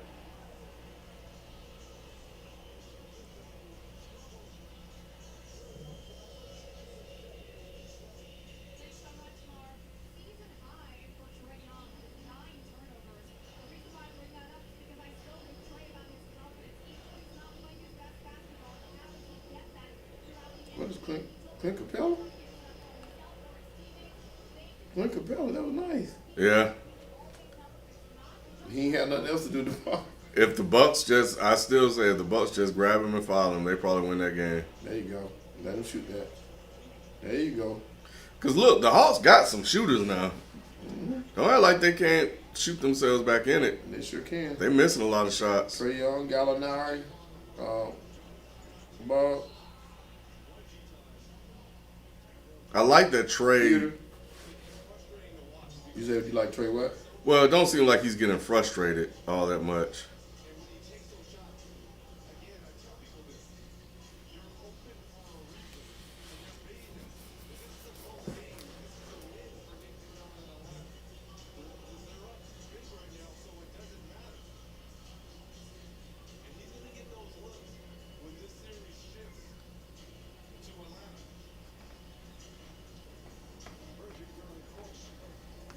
Have they been blown out this? Oh wait, have the Hawks been blown out this postseason? They've Didn't Philly? been getting blown out. Didn't Philly get them once? Yeah, they got blown out like once or twice this postseason. They've been getting blown out a few times, but they've come back. I think this might be another one, y'all. What? Blowout?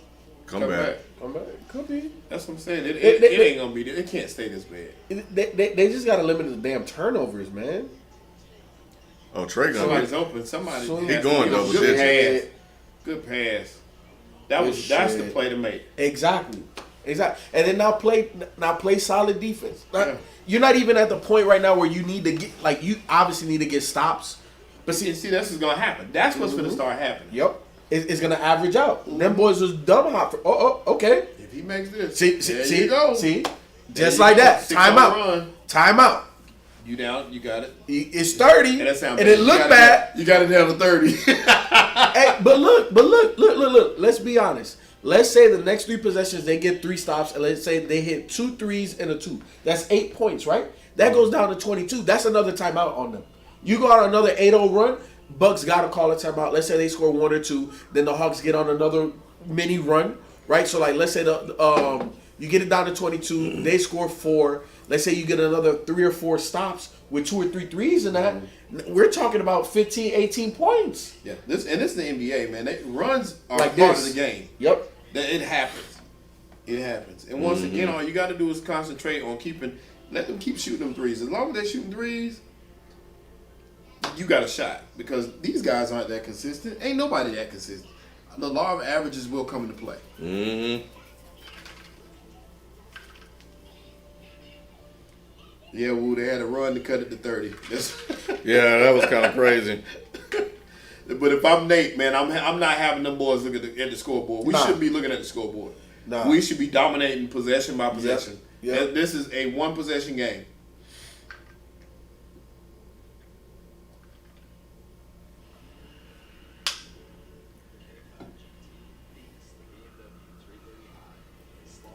So Hip Hop Obama, shout out to him. He said the Hawks basically gave the Bucks the lead, and he can't take them serious. He can only give the Bucks so much credit. That's it. Tiny baby dolphin. To really remote resort, Rashida. Not remote enough, apparently. The new City Custom Cash Card is different. It automatically adjusts so you can earn cash back where your spending is trending.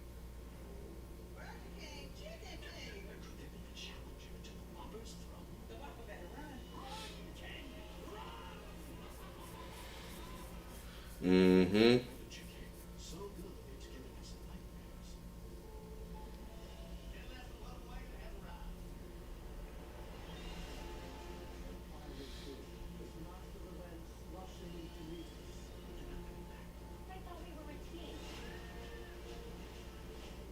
But yeah, did we finish talking about Tyler? I think we did. I think we did. What else come out today? Let me see. Let me see here. Oh, Ed Sheeran back. Where did he go? Who? Ed Sheeran. Just a little hiatus. We got an interview and everything With who? on Apple Music talking about his return to music. That's why I asked, because I saw that on there. Ski Master Slump God. You fucks with him? You ever heard of him? Who? Ski Master Slump God. No.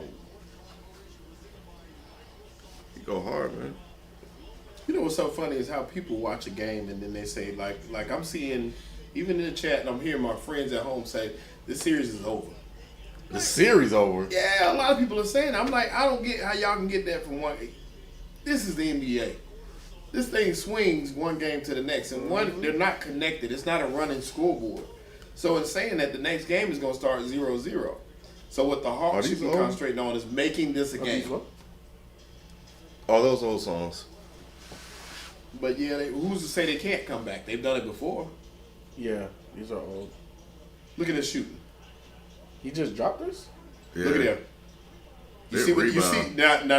These are good rebounds, but do you see what's happening? They went 0 for 4 from 3, but they got the last 2 offensive rebounds. Oh, But yeah. that was 4 missed threes in a row by Milwaukee. So the Young Sinatra Collection, Volume 1. This nigga, he Nice. So all he did was take some of his mixtape joints and put them on the project from way back. Smart. Yeah, and those songs is what I be saying that when Logic sounds different. Oh, that's offensive.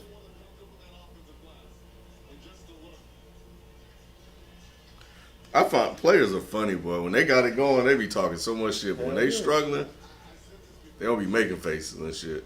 I mean, rightfully so. It makes sense, but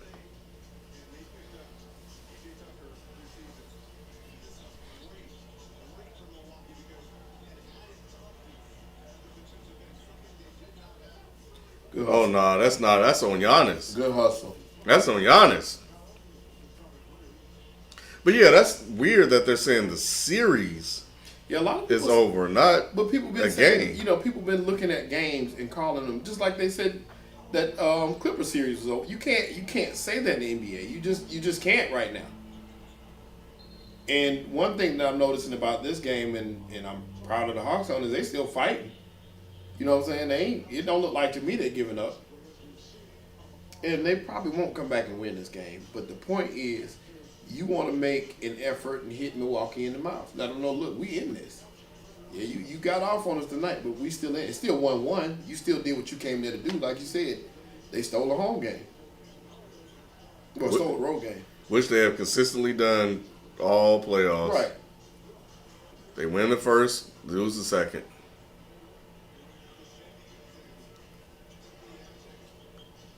And they've actually done that on the road. Dang, they have opened on the road every series. Every series. They've been the underdog every time. So now you got to come back to Atlanta and try to get one back, like Philly did. He is really off today. There you go. He's Good going to make pass. that, though. He'll make that. Man, Lopez is boxing out. That was a good big boy box out. All right, Trey. He gonna figure it out. I ain't worried about Trey. It's just he's just having a bad game. Keep somebody open in the corner. And the thing about it is, it's the whole team. Like nobody's going Good tonight. shot. I would like to see Cam get in the game a little bit more, especially if it continues to stay. Cam Reddish. You know, yeah, this margin continues to stay like this. Because he needs to kind of get in there and play and get used to, get his rhythm back, get in the game. I was gonna Get say used to jumping and shooting and shit. Yeah, Giannis is doing his thing. I was gonna say the only reason I don't really care if he does because he ain't really gonna help you this series at all. But at the same time, you're right. If you're gonna get his legs up on him, you need to do it in a game like this. Because, you never know. I agree with you. I don't think he will do much this series, but I think, you just never know. Like, sometimes you just pull somebody off and he just got it. Because, Bogdan, his knee is, go ahead, Giannis, is jacked up. They've done a good job of keeping John Collins off the board, too. Mm-hmm. And Capella. John Collins, this whole playoffs to me, it seemed smaller than he's ever been. He does look, yeah. And he's playing smaller. John Collins was always on, he was on them boards. And I didn't know he was that good of a rebounder. Yeah. But this. I'm telling you, man. I thought he just grabbed rebounds, though, because he's just tall. He been doing okay. This last game, it was his best game. Yeah, it was. But that Philly series, he struggled. But they're playing him more at the 3 than they ever have, too. They play him in the big lineup, and he's playing the 3.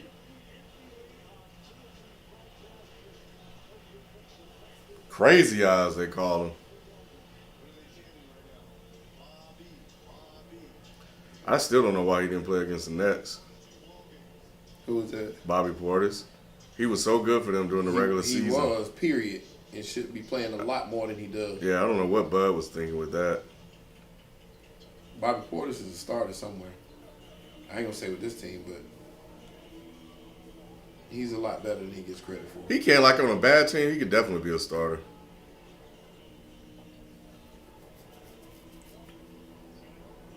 There you go. 10. Come on, Trey. I didn't like that pout he just did. 10 turnovers. You need these games. You need this. Hey, you need to be humbled. Yeah, you need to be humbled. But that goes to show you what I said. That's why you can't call him a superstar. Oh, no. You're going too far. He ain't had these games. Now when he bounces back, that's what we're talking about. Bad games, no. I ain't talking about the bad games. It's the bounce back. You got to have the bad game, then the bounce back. That's what I'm saying. Superstars can have bad games. Yes, they can. He had a bad game against Philly, and he bounced back. He had a rough game. It wasn't a bad. This is a bad. That's how you do it. Now you're playing the semantics. Now No. See, now you being a car salesman. This is a bad game. You don't think that this is a bad game? You think this is a bad game? Yeah, the Philly game was a bad game too. This is worse. This is just worse. This is his worst game. Yeah, that Philly game was a rough game, but this is rough. This is Booker level bad. Now he's saying Booker level bad. This is not Booker level bad. This is the 2 games Booker just played in this game. Now, do I think he can bounce back? Y'all pray he do, because I like Trey now. This is my guy. You can't say that you have a bad game and there's a bounce back game when he had a bad game against Philly and he bounced back. Right. Like, he's already done this. So I don't get that logic. I don't get that logic. No, he had a rough game. It's the same thing. No, what's the difference? Tell me what's the difference. This is 10 turnovers. This is losing, getting your butt kicked. This is being frustrated out of your mind. That Philly game, he had a rough game, but he was still in that game. You see what I'm saying? They were still in it.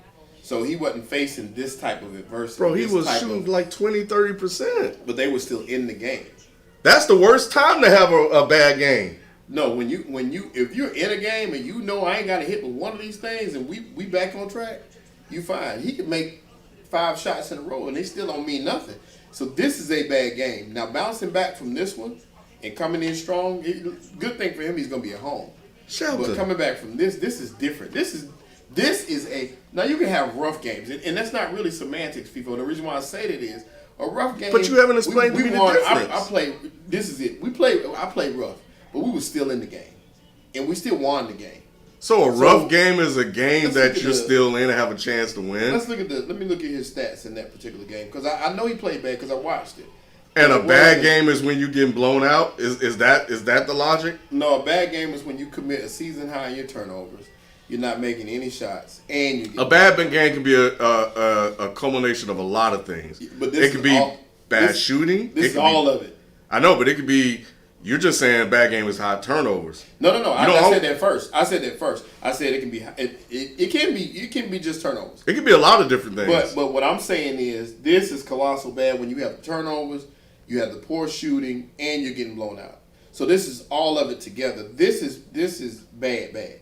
You see what I'm saying? There's nothing that he can take from this. So game. it's not now. It's bad, and the other's rough. It's just rough. Yeah, because you could take something positive from that game, meaning they still won that game. He can go home and say exactly. So if they lost the game, what kind of game would it have been?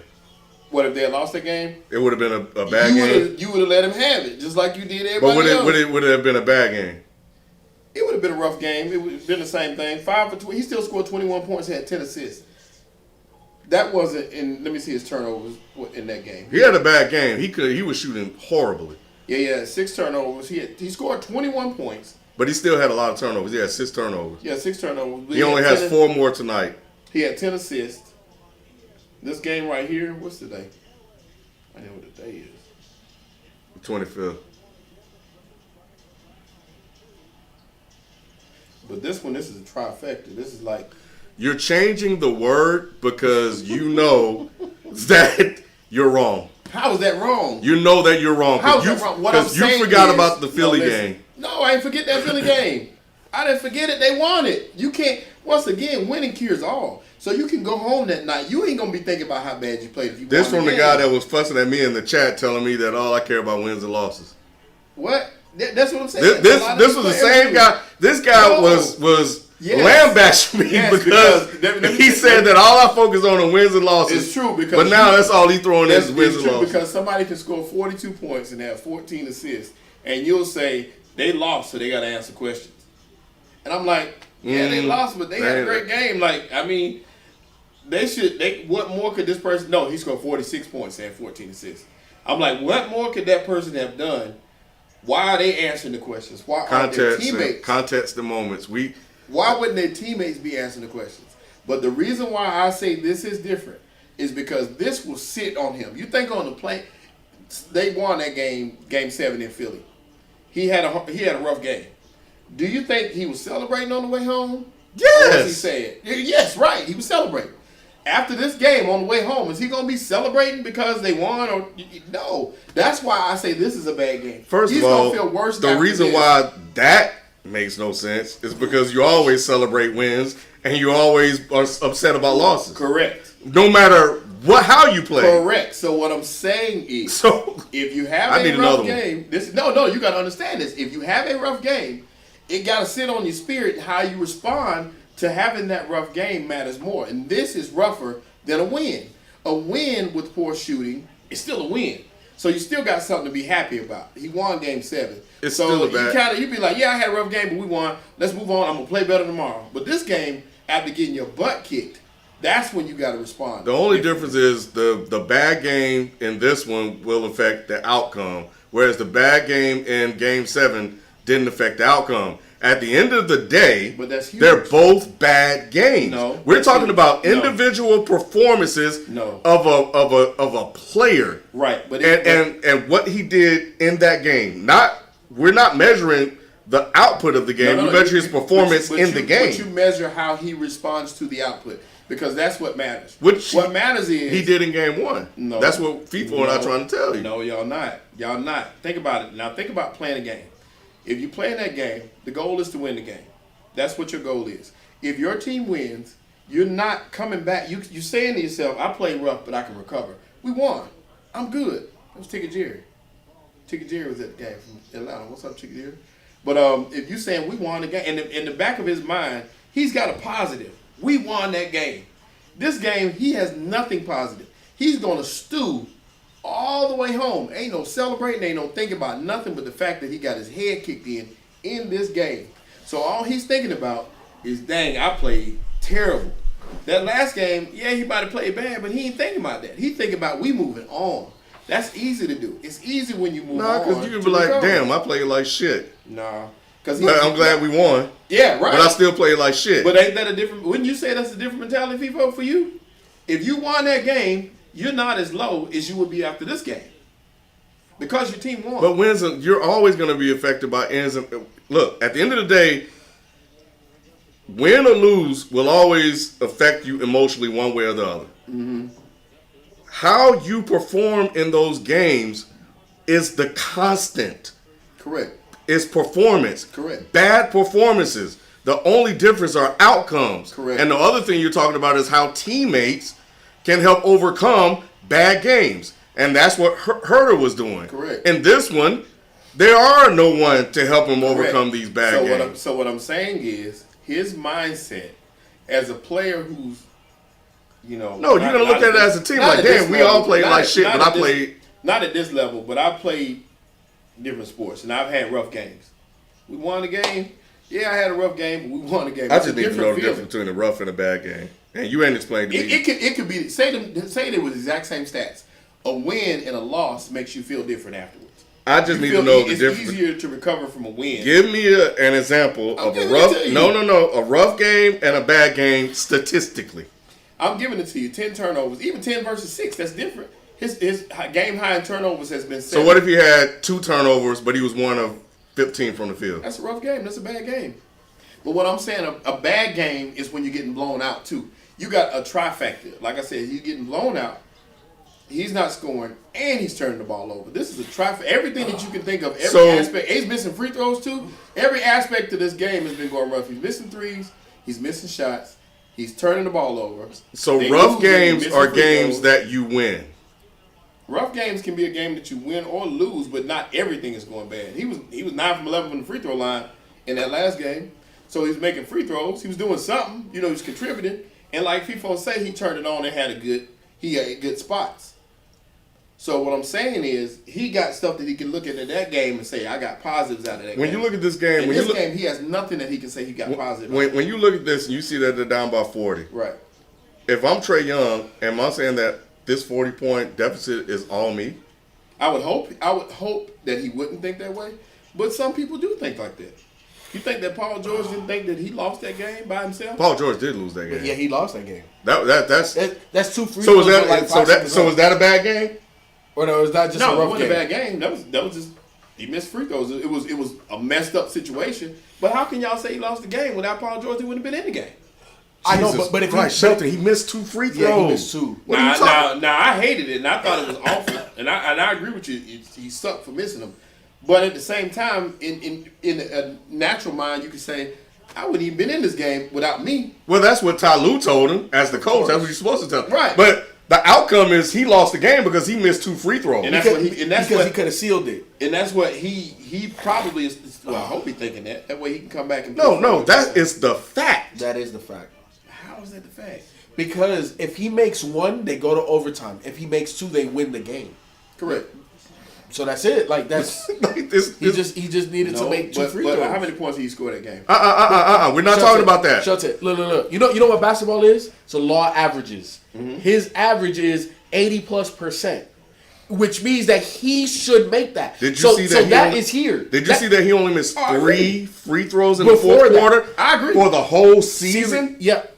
I agree. Yep. I agree it's messed up. And I agree that it's on him. But I'm saying, and when we talk about law of averages, if you take him out of that, what are the chances of that? We're not talking about that. We're talking about that moment. Exactly, because we're not taking him out of that. And also, we're not necessarily contextualizing the entire game, right? Right. Because there's always things that happen within a game that can swing a game left or right. Both teams, it was a pretty contested game, right? Mm-hmm. So when it comes down to the end, moment. to the final moment that you could have won the game for your team, you didn't make that shot. Because if we are going to contextualize it, D Book had a pretty rough game and made a very clutch shot, and then Paul George came back and made another clutch shot. Right. And then he had an opportunity beyond that to seal it all the way. It didn't. And they lost that game. That's on Paul George. Again, I agree. They wouldn't even sniff that victory if it wasn't for him and everything he did throughout that game. But he, as the bona fide leader and star of that team, had an opportunity to close it out. And So my point is his mentality after that game. Uh-huh. So if he misses those shots, oh my goodness! Let's say he had a rough game and he misses those shots, and they still win that game. He misses those shots and they lose that game. Do you think his mentality is different? Like, is he thinking different on the way home? If they won it? Yeah. Yeah. No. Yes, he is. No, he's still thinking the same. Yeah. No, FIFO, you play basketball. You know different. No. You know why I'm thinking the same? Because I know that I could have lost it because of my play. Nah, you wouldn't think that. Oh, you man. you know You know what? the confident you would step up at that point in your mind because I would have all the time. relief. I would have relief that we didn't lose it. Damn, they down. In spite of my bad play. They down 40 now. Yeah, I know it's bad. The confident player and most players, and like I said, as a former player, my mindset would be, woo, we won that thing. I'm going to get them tomorrow. I'm going to get them. But if I stunk, I'm going to be stewing. I'm going to wish I could play tomorrow, but I'm going to be stewing the whole time. And I'm not thinking, I'm not relieved. There's no relief there. So that's what I'm saying. So his response to this is very important to me. But I'm not looking at that because once again, that is easier to come back from this. And then he respond. Then it's gonna be something else. It ain't gonna be nothing else. He's responded before. It ain't gonna be nothing else. You act like this the first time Trae Young has had a bad game, or any other player has had a bad game. No, this is the first real bad one in the playoffs, where it's a really, really bad game. So yeah, if he responds, I want him to. So it ain't gonna be nothing else. All right. It ain't gonna be nothing else. I said that's what I'm saying. I'm interested to see how he responds. But that's why I can't crown him just yet, because I want to see what they do. Bro, they ain't been in these Trae positions. can come back and drop a 50-point triple-double, and you'll still find a reason to not crown him. This is what you do. No. You and Nick are very consistent Y'all were the ones in saying moving people weren't- goalposts. Y'all two were the ones that said people weren't superstars. And moving goalposts. Me? When did I say that? You said it was only. Which one of y'all said it was only like 8 superstars? Oh, I don't think that was me. It's more than 8 to me. That was Nick. That was Nick. That was Nick. Way more than 8 superstars. That was Nick. FIFO said it was like 15. Yep. I said 15. Or FIFO may have agreed with you, but it wasn't me. I gotta look back and see who said. Y'all know who said that in the chat? I'm pretty sure I didn't say it was 8 superstars. Somebody said it's not. I don't do those. Because some people I'm like, oh, come on now. And they were saying it's not. I know. Holy moly. Because my stance actually changed based off what the criteria changed to. I had to go look it up. Like, what really is a superstar? Because I looked at it before, and I always used to look at it like, how many tickets you selling? That's part of it, but it's, to me, that's not even a major factor. That was Q. For me, the primary thing about a superstar that makes a superstar is on court, first and foremost. So if your on court performance is extraordinary, then it's like, okay, does it how much does that affect winning? Right? Like, are you just getting numbers or are you winning? Right? And then if you are winning and you are getting the numbers, how much do you win? How far can you take your team? How much adversity do you overcome? How much help do you have? How much help don't you have? And all of these things start to become a factor. But ultimately, for me, if I'm going to simplify it, superstars get you to the playoffs. Superstars can win you a series. Beyond that, it depends on the player. You know what I'm saying? Because you have guys that are superstars that don't average 30 or even 25 points. So then it's kind of like, okay, what are you like? Are you maximizing your own potential Who's to be a an superstar? under 25 superstar to you? I just want to say, we have given the Bucks credit for this game tonight. We've talked highly about Giannis, so y'all stop it. Yeah. Saying that we only talking about Trae and his turnovers. That conversation is completely different. Yeah, I said Giannis had a whole bunch of moves in the paint. Yeah, he just need to come on, counter to y'all. that spin, but he hit that spin about 3-4 times. Or if you just got here, then earlier in the game we were talking about how well the Bucks have played. Yeah, Forbes has played good too off the bench. Forbes hit a couple big shots. Anyway, so your question to FIFO? Who was a 25 point Under 25 25 point star? The only one I can think of is Chris Paul. Who else? Yeah, CP. Let me look real quick. Is that a requirement, 25 plus points? No, it's for not. you, Shep? I was just Okay. I was just thinking of who. 25 typically that's the barometer of elite scorer. Yeah. You average more than 25, you're an elite scorer. If that's part of your game, because If that's part of your Jason game. Kidd wasn't putting up 25. Right, that's what I was trying John to think Morant. of. John Morant. Yes. John averaged 25 though, Did didn't he? I think he did. I think it was around like 17, 18. No. No, he upped it this year. Yeah, Ja but was about I don't know. 25. Let me I don't look. know if he was. Yeah, I'm looking too. I don't know if he was. He can be 25 for sure. Yeah, I think he was at 25 because I was shocked. And basically this year he had to be because he really didn't have his secondary options weren't. Yeah, this that year great. he was at 19.1. Oh, that was it? Yep. See, So I thought he was at 25. you be thinking a lot of things to be wrong, Shelton. I be trying to tell you. Not good. Yeah, you can be a superstar under 25. You know, if you think Jimmy Butler's a superstar, he averages under 25. You think John's a superstar already? Yeah. I do Got, too. got you to the playoffs. Damn near. He did as much as he possibly could to win you that series, but he just outman. Utah just had too much. But the moment was never too big for him. He embraced it. This motherfucker tried to dunk on Gobert Everybody. like 3 or 4 times. Yeah. Like he sought him out. Yes. It's like, oh, where that big nigga at? Yeah. Let's Even go. when they were losing, I was like, man, he really tried to posterize this dude. Yeah. Now that's not a criteria for being a superstar, but that speaks to his mindset, his mentality, his moxie. Exactly. Like, yeah. Let me see who else. Chris, you don't think Chris Paul is a superstar? I do. No. Somebody in there. Yeah, they tripping. And they saying Ja is not a superstar. Everybody's saying he's not. They tripping. Now, no, Morant. Everybody's saying he's not. Zach LaVine is not. There we go, Cam. Zach LaVine is missing the wins. Again, amazing player. I love Zach, but his game doesn't translate to wins. Now, I won't fight people over Ja, but yeah, I think he's there. I think he's a superstar because he's gotten that Memphis team to the playoffs in the West. That's your little Giannis. And when you look at Zach LaVine, as much as I like him, has he sniffed the playoffs? No. You know what I'm saying? So that's the reason why I think he's a superstar. Dang. That's Where little the hell Giannis. he came from? That's Giannis' little brother. Oh. No, his big brother. Yeah, the little brother's with LA. Dang, so is he winning too? Their parents? Because unlike LeVar Ball, all 3 of them motherfuckers in the league, do they got another brother we don't know about? I think they have a 4th one that's coming up. The Holiday. Drew's got. They got 3? Yeah, it's got 3 2. of them. It's 3. And Aaron and 2 of them. play Aaron's not Indiana. Aaron's not in the league. Aaron's still in the league? Yeah, they both play in Indiana. The other 2 brothers. They both started at one point. I think you're right, because I think they were talking about it on one of the They are. telecasts. One is number 10 and one is number 3. I think I remember them saying something I'm gonna about tell you that. their names right now because So the Holiday dad winning too. He got. Yeah. There we go, Cam. Hey, Looking like something. That's why he got to get out here, man. Well, first of all, he got to try to save his job because right there, little Herter gonna take his damn job. Because Herter's up for renewal, right? He got what, another year or 2? Was it this year? I think this offseason. Because he was drafted with Trey. So if it's not this offseason, it's next offseason. Is that Akawandu? Yeah, Okongwu.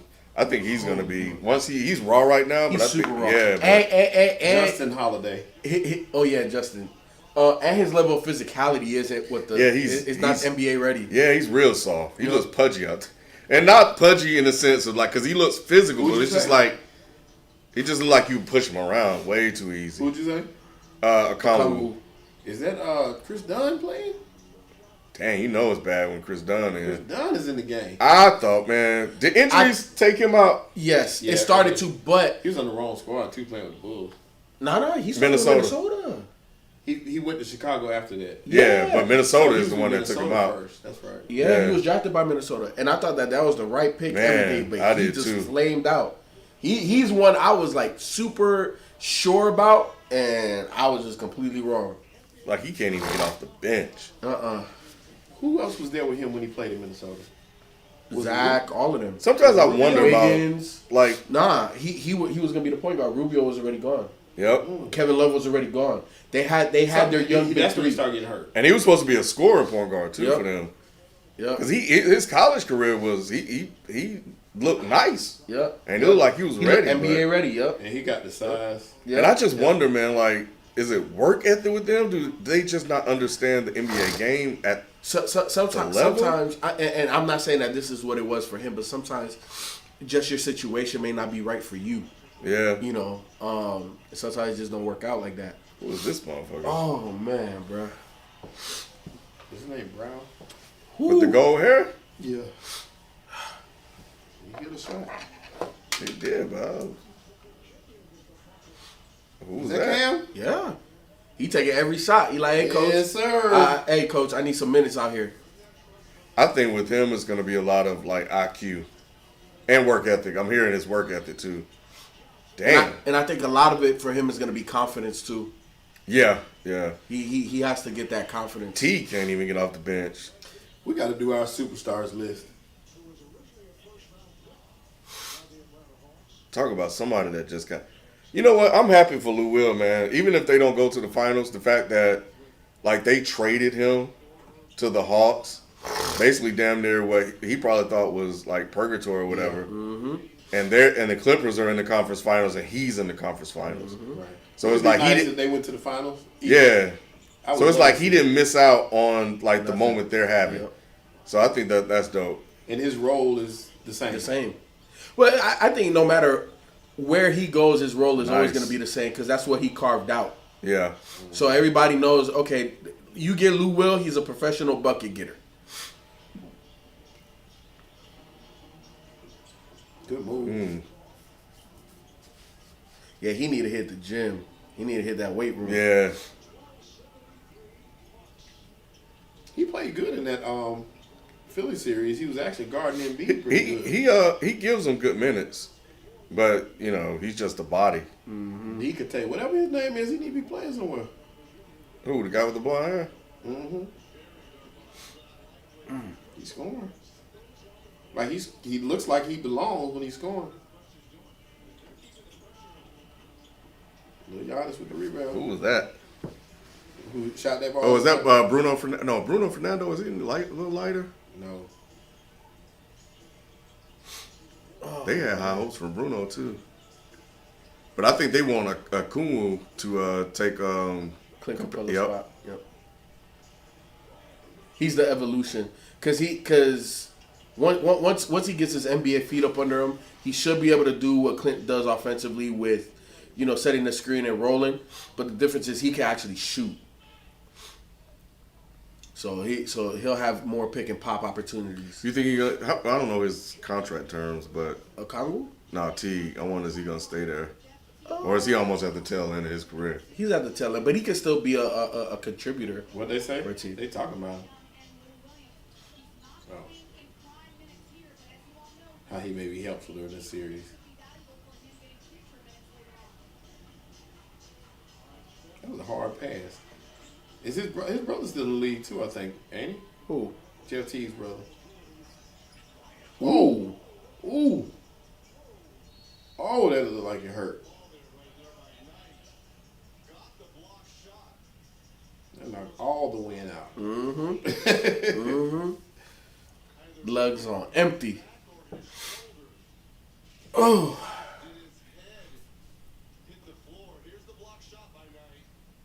Ooh, God, damn! He hurt his hand more than anything else. Watch his right hand. And that court ain't soft. He lucky. Well, shit, it's softer than tile. That could have been a lot worse. Oh, man.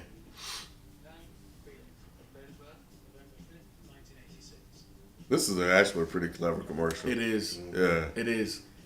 Because it shows you in real life what the internet is like. Yeah, Google. I think they're actually everybody getting rid of cookies now, and they're trying to within a year. I think Google's going to talk about actually not supporting it or whatever, but they're trying to give a lot of these companies time to kind of make their adjustments on what they're going to do. Since they won't have access to that information, privacy is really a huge fucking thing. It's the future of the beginning of the internet. Mm-hmm. It's the repercussions that we didn't necessarily think of. Yep. You know what I'm saying? And now you have all of these multi-billion-dollar industries and companies and multi-million-dollar companies that, at the end of the day, any company the more information you can get, the more profitable you can be on your demographic of consumers. If I know that my demographic of consumers are within this age range, they live here, they live there, then I can sell that information to other people that want that information and make double the money because obviously you're already a consumer of mine. So it only makes sense. Like it plays into the greed of, you know, open markets. Mm-hmm. But now, you know, like you have companies that I feel like do have morals and values, like Apple, that's like, hey, this is what's happening. We're just giving you the option. Do you want to allow them to, or do you don't want them to allow them to? We're giving you the one thing a lot of companies are not giving you: choice. Exactly. Yep. Exactly. Yeah, it's I think privacy, and I think what Apple did is they've actually started really pushing this thing forward because they made people pay more attention to that stuff. 100%. And so when because this thing has been bubbling for a few years now about privacy this, privacy that, leaks and shit like that. So when Apple started doing this and it became news, people started thinking about their stuff. And you know what? I have to say this. As an iPhone user, I've been an iPhone user for over 10 years now. Right? Like my first iPhone was the iPhone 3. I was the 3 too. Or the 3G. It was one or the other. I can't remember. I think I was the 3G, 3GS, maybe. Yeah, it was one of them. I can't remember which one. Yeah. But I was a 4. Being an Apple user that long, you never had to worry about privacy because even before we even thought of all of this privacy stuff, Apple already had thought about it, which is why they created iMessage and all of these things that are encrypted. How often do you hear of an Apple security breach? You don't. Damn. You don't. They were coming after BlackBerry. That's what they were coming after. They wanted BlackBerry's customers, and that's what BlackBerry was known for. Is their security. That's why it was a government phone. So yeah, I think so. I think moving forward, we're gonna see a change in the way that they collect data on us now. I think you're gonna see some policies about it. I think more and more of these internet companies are gonna probably start locking down, and cybersecurity is gonna be a big thing. So I think and VPNs, virtual private networks, are about to be huge, and that's why one of the reasons why they've gained in popularity is because you can protect yourself and your information. So you're going to see cybersecurity and passwords become more of a thing, and two-factor authentication. But what they're going to try to do with two-factor is make it easier to do it. So like the text messages is fucking annoying. We know we have annoying things with it, but they can have like app authenticators now to where it's only going to be on your phone, and all you have to do is approve it from your phone or your watch. And that's it. So, but you're gonna have a master password, and then you're gonna have a password app that creates all of the passwords for you, and then you only have to memorize one password to get into all your stuff. So they have it on computers now. You're gonna start seeing this stuff roll out to phones. Like I got a VPN on my phone and all my Apple devices. All right, that's enough with that in tech.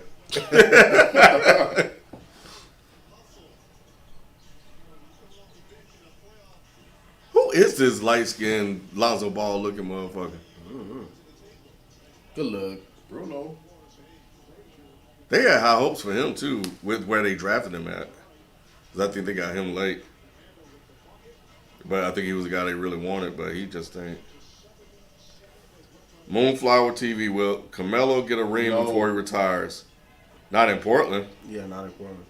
You go to the They Lakers. also asked in this chat if LeBron was still king of the NBA. Yes. I think so too. I was going to say LeBron is probably sitting at home stewing right now, but a lot of people in here said no because the youth movement is taking over. Once again, LeBron is stewing and he's always developing a plan. Don't count him out yet. So yeah, I understand what they're saying and why they're saying it, but we got to get out of that way of thinking. Nice. Because none of these young guys, if let's say the Clippers win the title without Kawhi, we're gonna say Paul George is the king of the NBA? No, because if Phoenix win, will Book be the king of the NBA? No. Let's go to Giannis. Will Giannis be the king of the NBA? So a lot of people will try to give it to Giannis because they've been pushing Giannis for so long. Two-time, he got the resume. He got the accolades. Two-time MVP, won a title, blah Defensive blah Player blah. of the Year. Yep. So if they started to say it's him, I would understand because this has been building up. Mm-hmm. This is him working to get there, trying to get over that mountaintop. Right. If Trey wins, will he be the no? So contests and resumes and all that stuff matters. So we can't just say whoever wins the title is the new king of the NBA. It don't work that way. It shouldn't work that way. And media pundits that get on TV saying that shit all need to be fired. It's longevity, consistency, all that sort of things. So nah, man. Like Trey or Book, PG would have to do it again and again and again. The best thing that happened to LeBron was KD losing. Because KD, and losing in the second round, so KD at home, just like LeBron, regardless of what round they went out. So KD didn't get a chance to officially take that title because he didn't win a title this year. Yeah. So, that's your guy? Yeah, Mays. He's from... oh, no, I thought that was the other guy. Where's Goodman? Oh, Goodman's hurt. He's Goodman. out for the season. He has a heart condition. Mays played at LSU. He was really good at LSU. That's why... I mean, I know he ain't going to play with Trey playing, but he can play in the league, I think. Let me ask y'all this while the Bucks are playing. Like, they are actually, I think, title favorites now. Yeah. What do y'all think about that? Like, Vegas have them like one of the... Like, I think they're saying, last I heard, was that they were projected to win it all. I can see why. I couldn't see why. And I think one of the reasons why I couldn't see why is just the limitations that Giannis had. But I think one thing that I have to kind of adjust is that to a certain degree I'm holding Giannis's past playoff performances against him. Mm-hmm. This year I've seen him sort of overcome and figure out a way to get past what they've been doing to him in the past defensively. Like Pop with the drop and sagging rule on him. LeBron went and got a jumper. Somehow he's found a way to kind of get past these. In other words, the wall isn't working anymore. Mm-hmm. It's not as effective as it used to be. You know, so. But I still can't shake that out of my head. Yeah. When I think about the Bucks as real legit title contenders. Because Middleton, motherfucker just went 0 for 9. Yeah. Like he'll have like super bad games and then he'll just get hot. And he's their fourth quarter closer guy because he has the shot. You know what's crazy is the fact that they're the favorites. The only reason you can say that is because of the inconsistency of the other three teams. That's really the only, and they're inconsistent as well. It's just they top end talent is with him. You know, out of the ones that's left, he's naturally the biggest star left. Mm-hmm. So that's why they're the favorites. Other than that, if any of these other teams were more consistent, I guess you could say, you can kind of favor another way, but that's really the only reason I think they're the favorites. They're long and athletic when they play defense. They'll give everybody else fits. I think that Atlanta. I'm still not convinced that Atlanta's out or nothing like that. I don't think so. No. I'm not. I'm just talking about like the Vegas odds makers. Who you think the top seed should be right now? In your opinion, who's number one? If you had to rank these 4 teams, where would you rank them? Phoenix. Clippers. Wow, over Milwaukee? Yeah, over Milwaukee.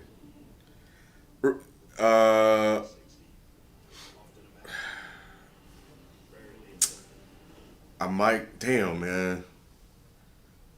go Bucks Hawks. And the only reason I'm putting Hawks last, even though I picked them to win this series, are the injuries. Yeah. I agree with everything, but I put Phoenix, then I'll put Milwaukee, then But you had the Clippers winning it all. I still do. But if I'm ranking them, my gut feeling tells me the Clippers gonna win it all. But if I'm doing it by, you know what I'm saying, if I'm doing it like Vegas would do it, I understand why. That's what I'm thinking for right now. Because of the Kawhi injury. Without Kawhi, yeah. That's the only reason I'm saying that. If they had Kawhi, man, they would probably definitely. They would be the favorites. If Kawhi was not hurt, the Clippers would be the favorite. But the NBA need to get on. See, the Clippers are doing that same shit that the Spurs used to do when they were hiding that injury. Yeah, they need to stop that. That shit is fucking annoying. Mm-hmm. Like I'm telling you, they're gonna walk this shit all the way. Even if they go to the finals, they're gonna walk it down all the way to the finals. Every game, they're gonna start ruling them out, and somebody need to call them out on that because I think it's bullshit. I didn't like it when the Spurs did it, and I love the fucking Spurs as an organization, but I thought it was bullshit when they did it. And they need to cut this shit out. Yeah, I really would like to like Kawhi.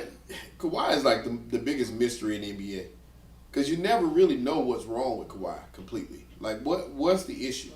Is he saying he's hurt or they Well, see, that's the thing. So we know that Kawhi is probably not going to play the rest of the series because he's like, I'm not putting myself through that based on what he's done in the past. Mm-hmm. But it's also possible that Kawhi really is trying to wait until his knee get to a point where he does feel comfortable playing on it.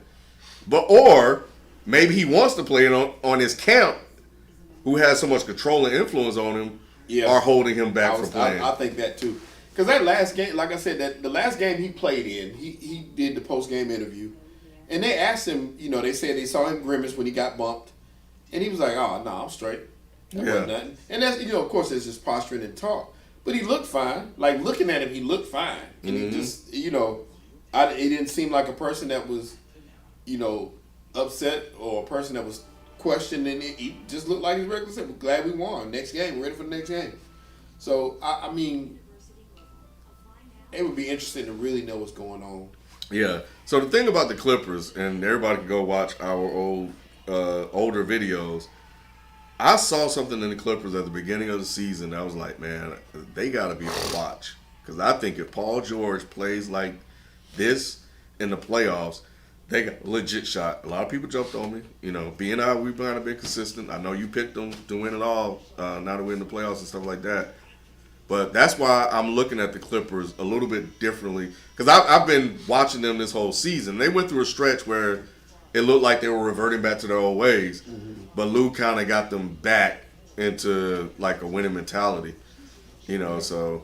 And they getting some huge contributions from places nobody thought. Like, and I think thought Reggie Jackson would have been playing the way he's playing. Reggie Jackson is playing like he belongs. That's the only thing that concerns me about the Clippers is how much longer can they continue to play at an elevated rate above what they are?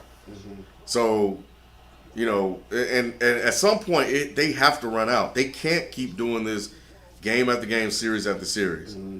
So will Reggie always Reggie shooting down to 50% from three? Right. Will that stand?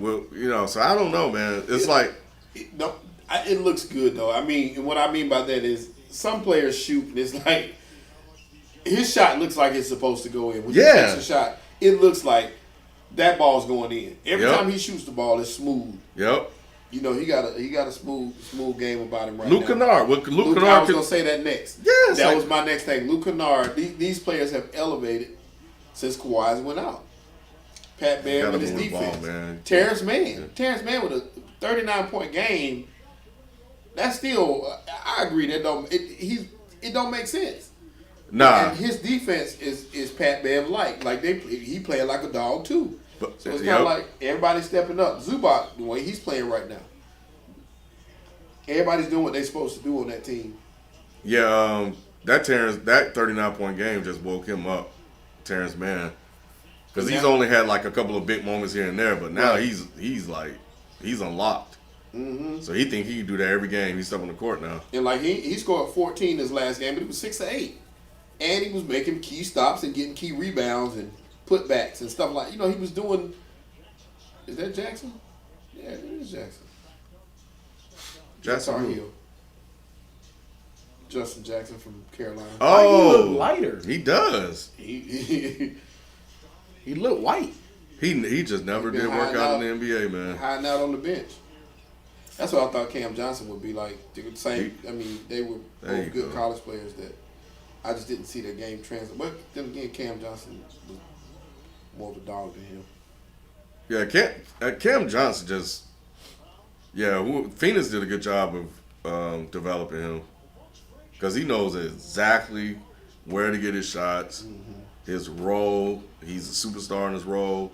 He looks extremely confident every time he's out there. When they brought him in, they had I was proud of them because they drafted Josh Jackson. I don't know if y'all remember Josh. I remember Josh Jackson, yeah. And Josh was horrible. Yeah, he was. The dark-skinned Jackson, Yeah. right? Yeah. There's Josh and Justin, yeah. Yeah. Josh, yep. Was it yeah. Josh or Justin? I think it was Josh. I think it was Josh. It was Josh. Yeah. Yeah, he never. This Justin, right? Kansas. Yeah, this is Justin. And I thought he was gonna be all right. I did too. He was real athletic, but he just never developed. He just never developed. Yeah, he did a good job of filling out the line, but yeah, he just never was able to kind of really put it all together.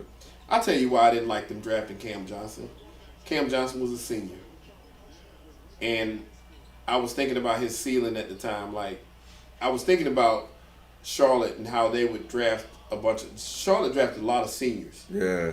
They were a veteran laden. Look at Chance. What is is he doing? Chance Wait, in a long time. What is he doing in Milwaukee? Like hour away, 2 hours away from Chicago. They're not that far. Just want to see some basketball. That's all that's left. His wife there?